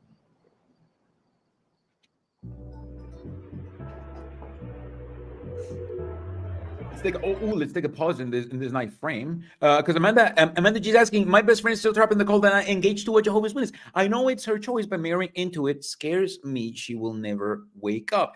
I'm inactive but invited to the wedding. Should I go? I say you should always be there for your Jehovah's Witness friends. You should always be, I think you should support them, because it's important to support them in the good times, because that way, you're like, hey, I supported you through this, so I can support you through this too. If it's your friend and if you wanna support her, like, you never know how they're gonna wake up. Maybe he wakes her up. You never know. But I feel like Jehovah's Witnesses always lack a completely unjudging friend. And I think one of the best ways to wake them up is to give them the unconditional friendship that they just haven't gotten yet. They can be your friend, and if you can still care for them if they're a Jehovah's Witnesses. You don't have to think of like a Jehovah's Witness, like, oh, they're not a Jehovah's Witness, therefore I can't be their friend. You can be there for them and try to support them in the good times and the bad times. So if it was me and if it was my friend, I would go. I would go to the wedding, because I feel like Jehovah's Witnesses, even if they don't wake up, they kind of like, they need a friend. They need a friend. So if you want to be their friend, you should you should act on that. That is a very noble thing to do. Hey,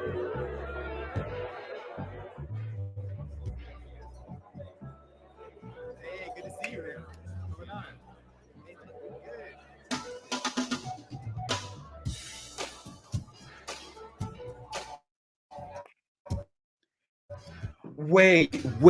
Wait. Apostate Ministry School is asking, who else remembers when this movie was also a stage drama?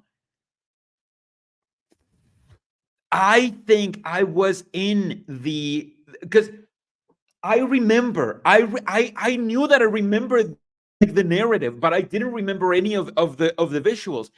But if it was like in 2008, 2009, then I was definitely listening to this as an attendant in one of the conventions, because I was an attendant, so I wasn't looking at it because I wasn't at the doors. But if you know which year, then yeah, maybe this is why I know kind of what happens. And I remember that at one point, one lady came out, because I was like, we were at a stadium, and I was like right outside of the gates. So you have to like go in, and you see the whole stadium, right? So you could go out, and you go to the bathrooms or whatever. So that's where I was standing, right? And a lady actually like came out, and she just came out like crying. I think she was fully indoctrinated, and she had married somebody, like this. And she was like, wow, this is why my marriage isn't working out or something, because he's not a good Jehovah's Witness. I remember that because I had like a pocket square like thingy, and I gave it to her, and then she never gave it back, and I lost the pocket square.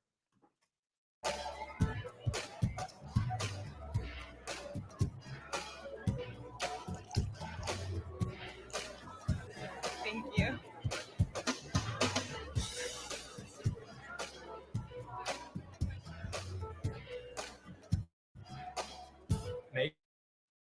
Megan? Landon! Yeah. Hey, how are you? I'm doing great. It's been such a long time. Yeah, it has, but you look fantastic. Thanks, you too. Thanks. So you're not still working behind the coffee bar, are you? You remember that? I have a near photographic memory for all coffee-related facts. So it's a little busy in here. You want to go outside, get some fresh air? Yeah, sure. It's so nice out here. There's a place right over there. You want to go over there? Yeah. Oh, it's much better out here. It's amazing. Yeah, pretty view. So what do you do, Landon? I'm a life counselor. She's not going to cheat? No. Their marriage is over. Don't be a Jehovah's Witness. they can do whatever they want. Like their marriage is over. Like isn't their marriage over? That it wasn't that the implication that he doesn't want to meet with the elders, and he's like, hey, I want to end the marriage. She was like, hey, I want to end the marriage, and he's like, yeah, okay, let's end the marriage. Like they can date, right? Unless you're a Jehovah's Witness, obviously. You could say that, but more specifically, I focus on couples with marital problems. So you're married. Divorced, actually. Wait, isn't that a little Hypocritical?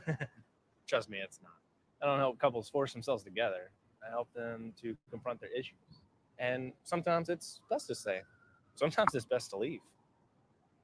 So, what category are you in? Sorry, just an occupational hazard. Honestly, I came here tonight to just forget my problems. Ah, that's cool. I'm curious though, did you ever marry anybody I know? Anybody from school? No, he was in my congregation growing up. All right, you were a Jehovah's Witness. Yeah, Still? of course. Nice.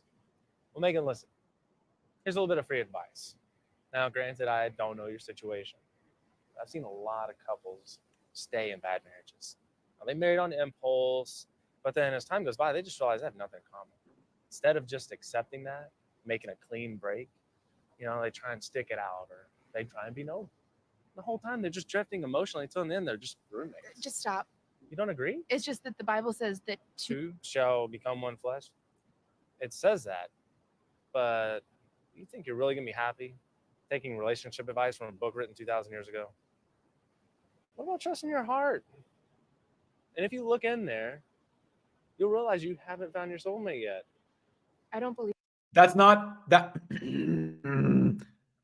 Obviously, everything that he said up to this, it's pretty much what a normal therapist would tell you. This is demonizing therapists, because they're like, this is basically what a therapist would tell you, by the way. This is why it's useless to you go to therapists when you're going through a divorce. Because a lot of therapists will be like, listen, sometimes marriages are not supposed to last, right? Sometimes people change. And sometimes you both change into people who are no longer compatible with each other. And that doesn't mean anything. That just means that your time with you, like you can treasure that time, or you can put a huge stain on that time by trying to force yourself to be together for longer while hating each other, and then the whole thing is tainted. So which one do you want? This is what a therapist would say. And a therapist may also be like, well, listen, it is the Bible, but it is very old. So where do you want to take your advices from? Right? But obviously she's like, no. Obviously it's the Bible. I have to take my advice from the Bible, so therefore I know you're wrong. Really? Then why'd you come here tonight? Look, when you're ready to deal with this, here's my card. Go ahead. I'll talk to you soon.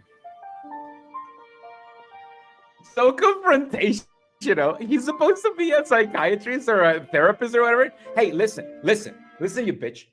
Once you're ready to realize that your marriage is over and you're ready to go through, here's my card. Take it.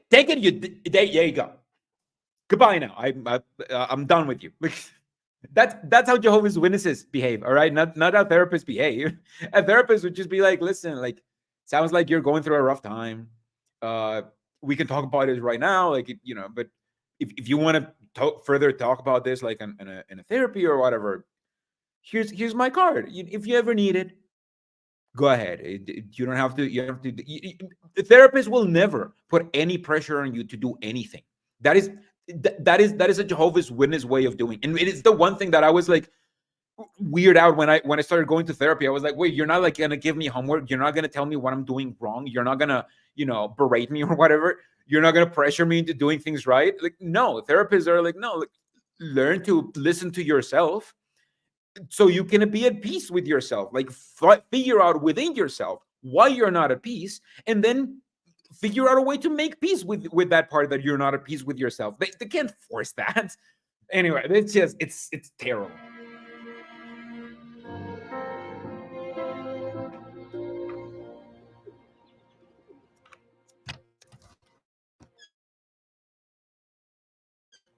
Hey, babe. Hey, How was your day? good. Yeah? Liz? You okay? Yeah. I'm just worried about Megan.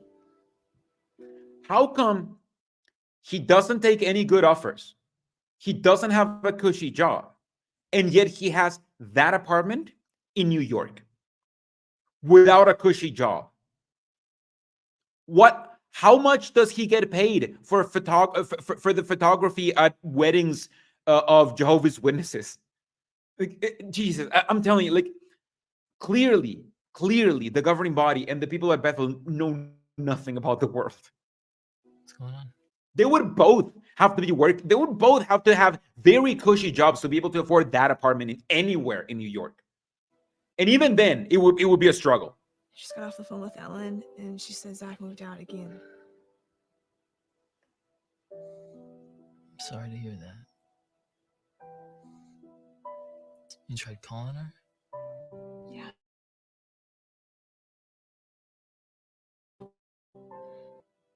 What if you just went over there? Last time we talked, it really didn't go so well. I'm sorry, babe. Let me see if maybe I can find something. Okay, they're the kind of couple that call each other babe. I take everything back. I don't like this couple. Okay.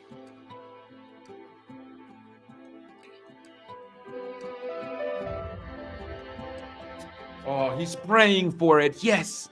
While wearing a polo and an undershirt so you don't show too much skin, because men can also be whores. That's why I'm wearing an undershirt, by the way. I read this scripture, it just reminded me of you and made me think how we can help Megan right now. It says, a true friend shows love at all times and is a brother who is born for times of distress. Don't you think that's the kind of friend she needs right now? Yeah, I think you're right.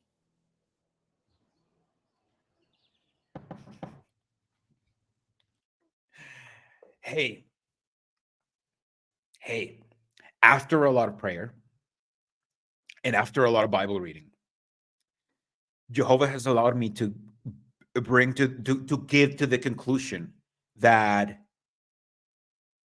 maybe it would be good if you would be a friend to her. Maybe try being a friend to her. This is why I'm your spiritual head. You stranger? Liz, hey, what are you doing here? Oh, you don't answer your phone? What choice do I have? Sorry, I changed my number. I haven't had a chance to let everybody know yet. It's okay. Can I come in? Yeah, I mean, I have a few minutes. Perfect. She's there, not to be her friend, by the way, but to try to convince her to not get a divorce. Because getting a divorce goes against Jehovah's Witness standard of conduct.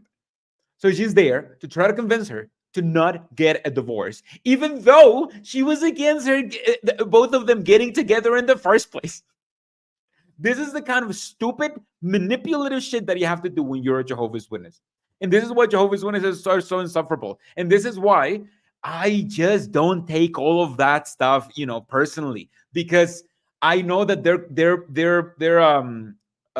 programmed to be this annoying and be this in your business and be this coercive. So, like, Jehovah's Witnesses are annoying, but it's not their fault. It's basically what I'm trying to say.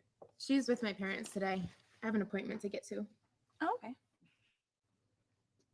What's all this? You don't want to know. New phone numbers, secret papers. It's not the Megan I know. Megan, you wouldn't file for divorce either. You're getting a divorce? It's just the beginning stages, but... Megan, this doesn't make any sense. How do you know? Is this what Zach wants? Look, I'm not going to waste any more of my life being unhappy. What about what Jehovah wants? You married a man that loves Jehovah. We still have our times when we don't see eye to eye. But with the Bible's help... Spare me the sermon, okay? You don't get it. No, I don't. Megan, I care about you. You can't do this. Look, I appreciate your concern, but I don't need your help anymore. I'm helping myself. So if you don't mind, I have an appointment to get to. Why is she crying? Why is she crying? Like, Jesus Christ. She's like, listen, my marriage is breaking apart. I don't really want to talk about it. And she's like, you should cancel your appointment and talk about this shit. What are you talking about? Like, what? You're not friends even. What are you doing?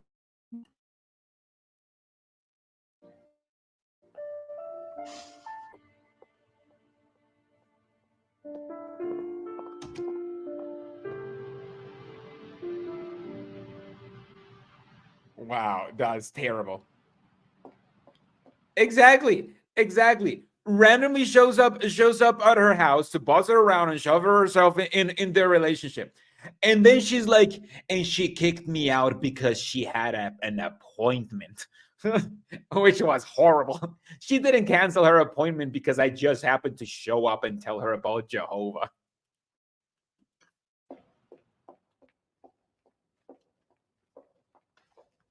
Also, those are like the red stilettos, the expensive ones, the pure Cardian. What are the names of those?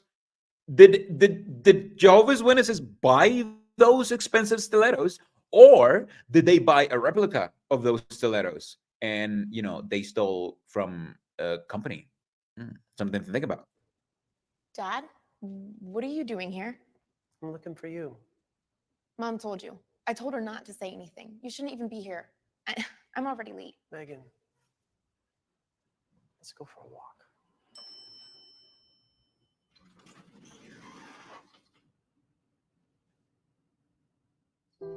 All of these believing Jehovah's Witnesses being like, Megan, don't you understand? Don't you understand?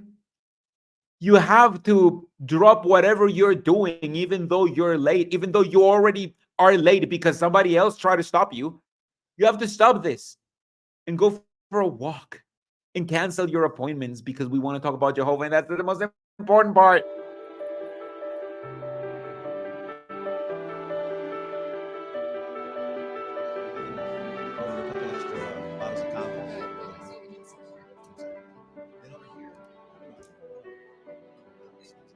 How many times is this gonna happen? How many times is this gonna happen? You want me to eat garbage? You want the clients to eat garbage? I didn't think so. So get it right. Excuse me, I'll be back in a second. Okay. You okay? Look, I'm just tired, okay? Tired? I'll be fine. It looks like it's early in the morning. And he is screaming at people in a suit at a restaurant. What is his job? What is his job? It honestly just seems like he's just one of those owners that are just extremely obnoxious because like they're the boss and they don't do anything other than just wearing a suit and screaming at everybody, especially because when they're like taking a little break because they're tired after working all day and they're or eating a little bit or whatever. Like it seems like that's just his job. Like he's just a bourgeoisie. That's his job. I don't get it. Come on, talk. And if that's his job, how come he doesn't have time for himself? I don't understand. Talk to me. Everything okay at home? No, things are great at home. Come on. Why don't you tell me what's going on? You wouldn't understand. Try me.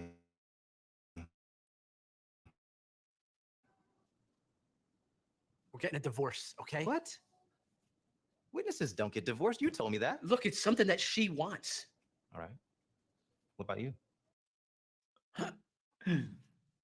He's like, you wouldn't understand. And he's like, we're getting a divorce. And he's like, what? Witnesses don't get divorces? Is that what a worldly person would say? No. A worldly person would be like, oh man, I'm so sorry to hear that. Is everything okay? Like that's horrible, right? You want to be like, you're not supposed to do that. What do you want? What the hell? Like even the worldly person cares about his relationship with Jehovah, apparently. I don't even know anymore. Peace. I just want some peace in my life. Look, obviously, I'm no marriage counselor, but I've known you a long time, and I've seen what happens when you work hard. You work hard, and and things go well. What are you talking about? I guess what I'm trying to say, does it make sense if you work harder on your marriage? Is that something they say at those meetings or something you read in the Bible or something like that? Are you kidding me? You're taking sides with the Bible now? You're the same guy that told me to focus on this place. I did tell you to focus on this place, and maybe that was a What? mistake. As your friend- Why though? What? He's like, yeah, no, I'm actually walking back and telling you to follow Jehovah because the script wants me. Like, the movie's almost over. We can't have you get a divorce. So I'm going to act completely out of character and go with what Jehovah wants because that's what the script wants me to do, I guess. That's what's written over here. I have to read the lines. You just seemed happier when you were going to those meetings. I mean, does that make sense? We are done here. Why? What? I'm just trying to help you out. That is, come on. Nobody will be like, go back to the meetings. You looked happier. You look better when you were part of the cult. No. Come on.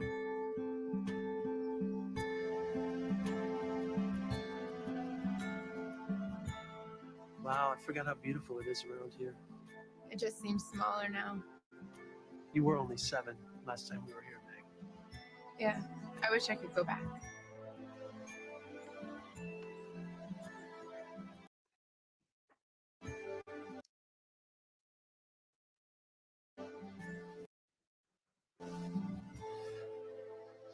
I didn't come here to say I told you so. And I'm not here to judge you. So you came here to change my mind. Sweetie, you're not 7 anymore.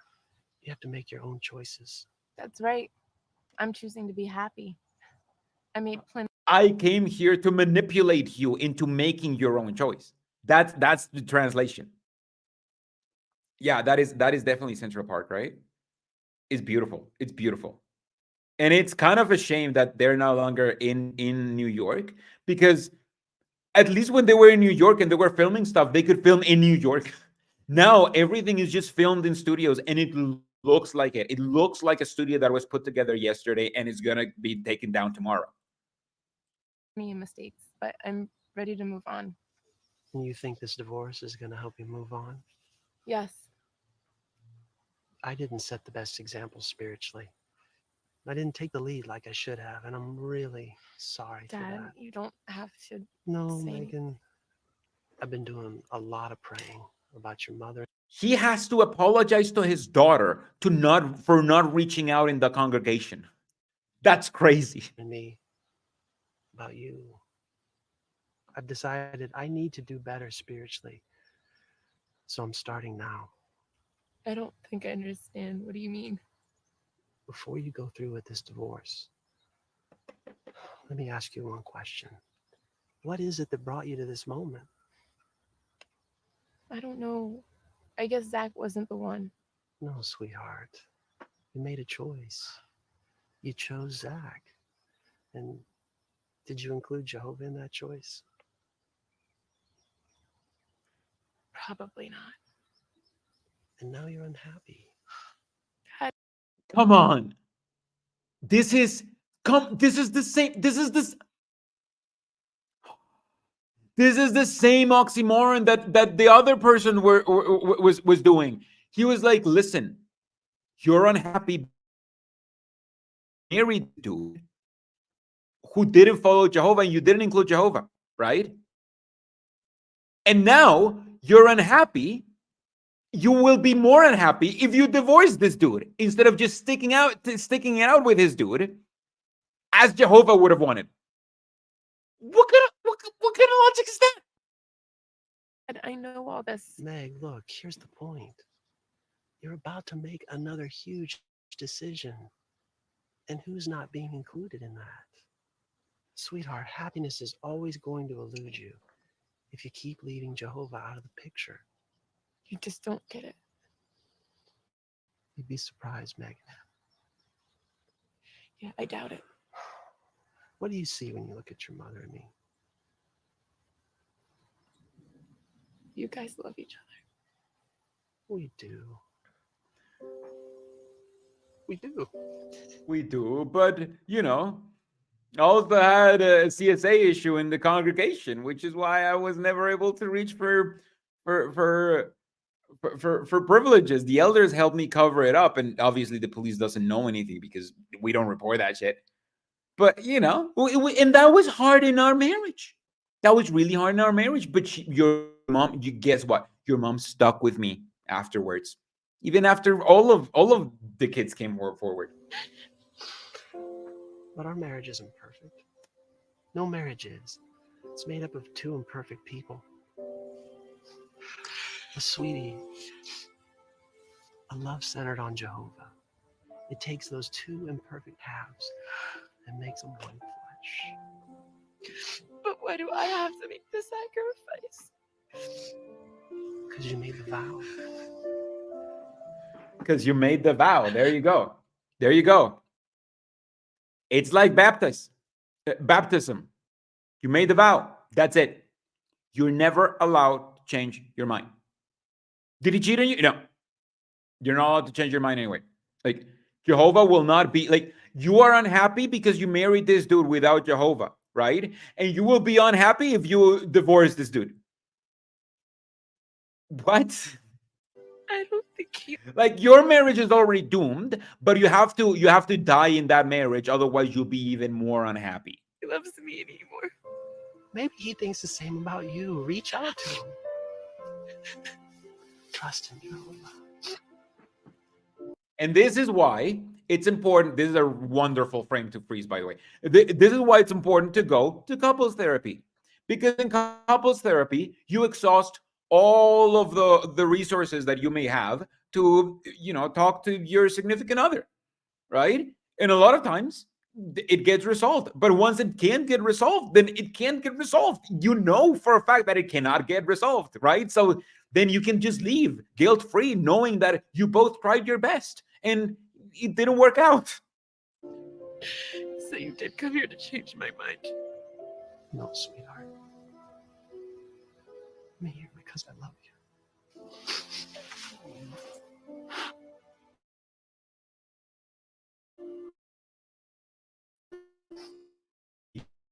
That is. Look for its own interest.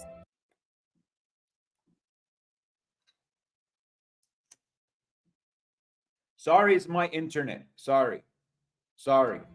Does not become provoked. It does not keep account of the injury. It bears all things. That is a beautiful apartment. How much is this guy selling tapas for? That's crazy. Believes all things, hopes all things, endures all things. This is how detached the governing body and all of those people are from reality. That they think having a successful tapas restaurant is enough. Like, just one person having a successful tapas restaurant is enough to pay for this apartment in New York with this view. Come on. Zach? Look, I know you don't want me here, okay? I just came to get a few things. Don't worry. I'm not staying. I want to talk about that. No. Save it, okay? I'm tired of this.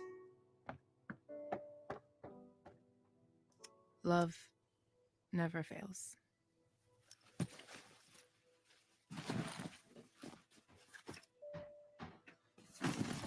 Zach.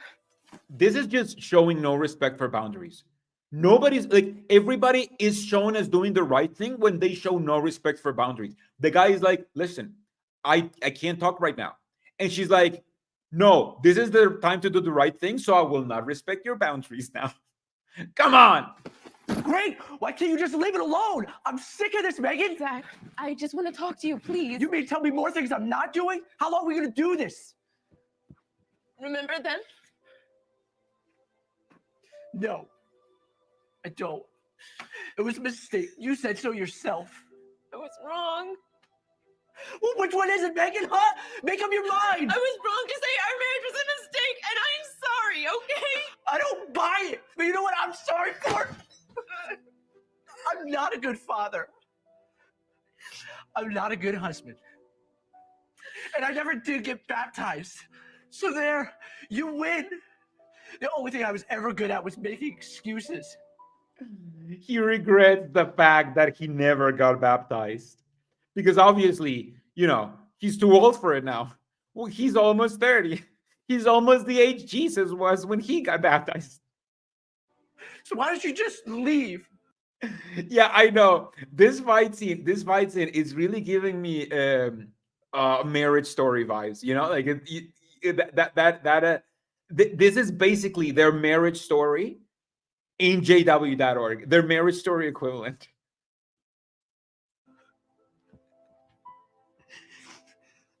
I'm staying. Didn't you just hear what I said? I'm not leaving you.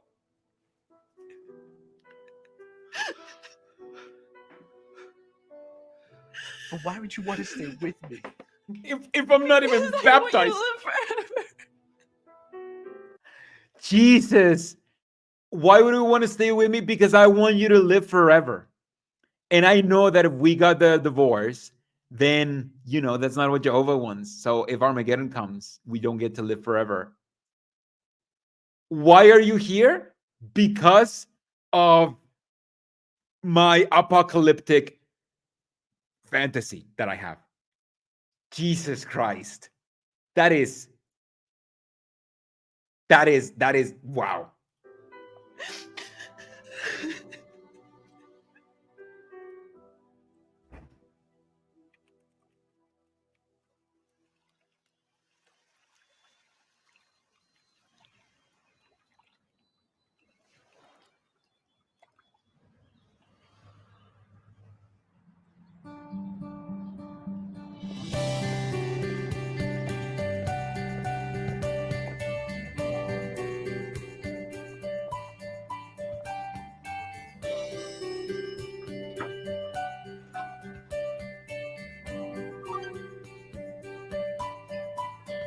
Charlie, Who is?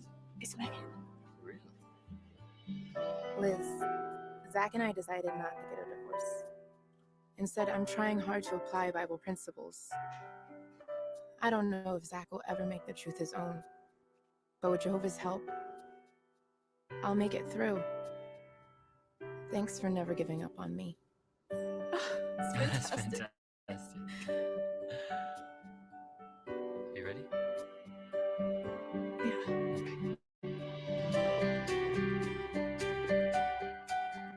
He decided to stop by Paul and Priscilla's one last. By the way, their tapas restaurant would have barely been enough to afford this guy's apartment in New York.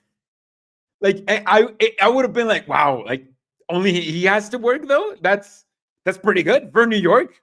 That's pretty good. Time before our trip. They were so excited for us.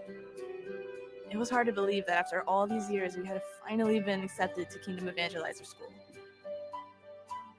The fields have been an inspiration to me. True love can be found if we put Jehovah and his principles first in our life.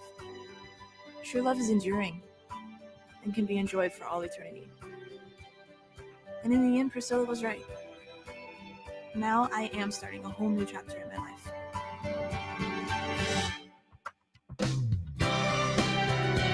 Wait, what are they doing? Where are they going?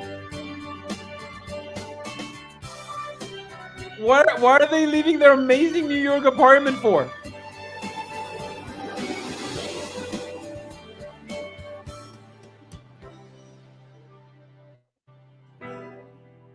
Oh, I guess they just traveled a little bit. Okay.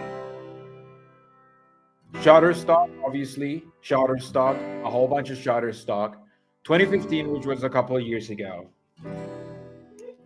That's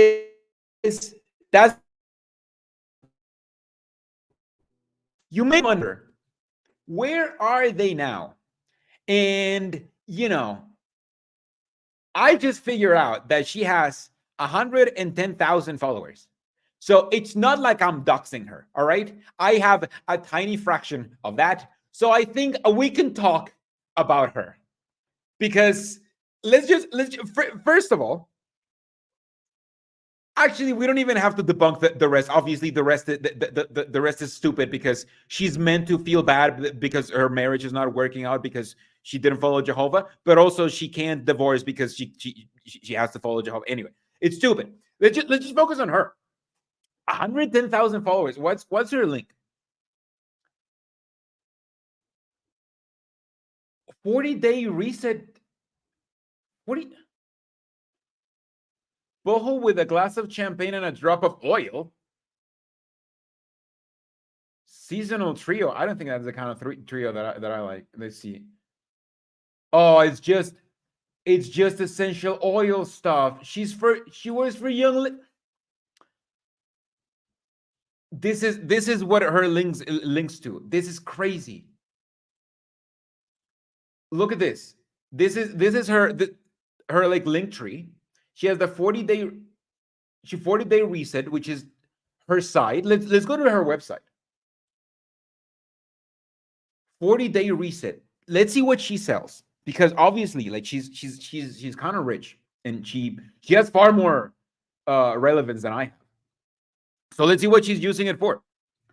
Welcome to the 40-day reset. If you're experiencing low energy, God damn it, my mouse is bad. Sorry. Low mood, depression, anxiety, bloated or inflamed, trouble sleeping, can't lose weight, then this challenge is for you. 12 ounces of Ninja Red. What is Ninja Red? Oh, is that the thing that they're selling? Yes, it's the Young Living thing. Oh, come on. This is just the 14-day reset is just a website that she created so you can just use the Young Living products. Basically, let's go back to her Instagram. This is obviously her husband. He is growing a beard now, ironically. He hasn't aged that well, though. Like, he has a lot of his hair, though. That's pretty good. But it's just, you don't age that well when you're in a cult. You just don't. It's all of the stress. You know, the comments. Mel is asking if the comments are on. Yes, the comments are definitely on. I can comment right now. Not nice photo. Really enjoyed the drama just now too.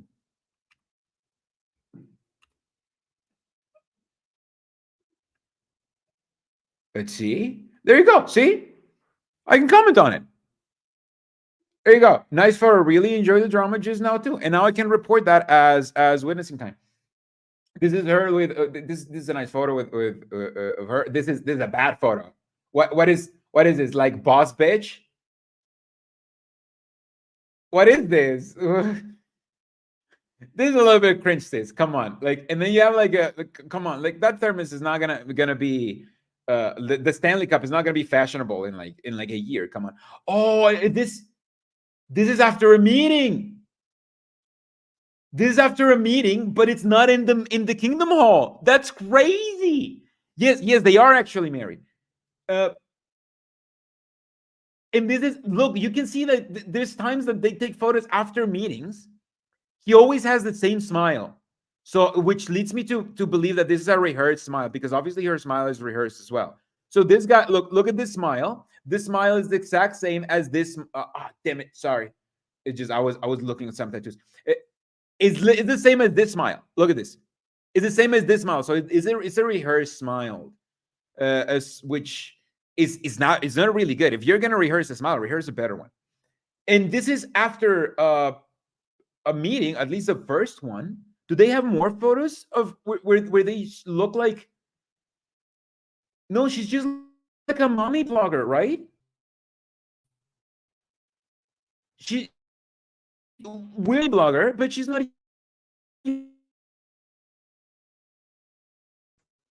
Sorry. Really not. She's not using her influence to talk about Jehovah. Kind of makes you think, yeah. Yeah, she's pretty. Stop being like oh I bet I can change her though. Like I know we all thought that at some point, okay? But I don't know. Like she's into so many cults. She's into so many cults. So I don't even know. This is and she clearly thinks that she has it all together because she has a really nice house, at least a really nice corner in her house. Those are really nice heels as well. Anyway, this is just the person who we were just watching, and that is a drama. This drama is. Are you sure she's just an actor? No, she's not an actor. She's a believing Jehovah's Witness. She's a believing Jehovah's Witness who is not an actor. She just so happened to be in a drama. So she's not just an actor. She's a believing Jehovah's Witness. I mean, come on. She's married to the dude that she was having a relationship in the drama. Of course, they're Jehovah's Witnesses. But I don't know. It's just I just wanted to take a look at her because obviously, like she's just way more famous. I was worried a little bit because I'm like I don't want to dox her if she just has like a few thousand followers. 110,000 followers, that's fine. She'll be okay after my live stream of 76 people. It's fine. Anyway, I hope you guys enjoyed it. This was an insanely amazing look into the Jehovah's Witness community and their romance and how that works in the religion. Also, by the way, I'm gonna end this poll, which is just gonna leave everything, basically it's you guys didn't give me anything. You just told me that the beer and the soul patch is apparently the one that looks the worst, which is the one that I'm wearing right now. So, thank you so much for that. No, but I hope you guys enjoyed it. Sorry, I removed myself from stage. That's not what I wanted to do. I hope you guys enjoyed it. I just wanted to have like a really fun, nice time. Because this is just a silly drama. We do have a really good drama idea for the next weekend. I may do a drama thing. As you can tell, I'm working on some stuff, which is why I have like lights and stuff in the background. Tomorrow there's a video coming out. If you want to watch it, you can rewatch it if you're already a patron or a supporter in YouTube. So you can watch that video right now, where I'm actually wearing a goatee. That was before I shaved this bit. So I'm literally wearing a goatee in that. So yeah. Maria says that the stash is cool, and honestly, I like her style. So I feel like I'm gonna take her word on it. So thank you so much for being here, joining me in this crazy drama. Don't forget to subscribe. Don't forget to like the stream, and don't forget to scream if you were a Jehovah's Witness, because you kind of do. Yeah, it's an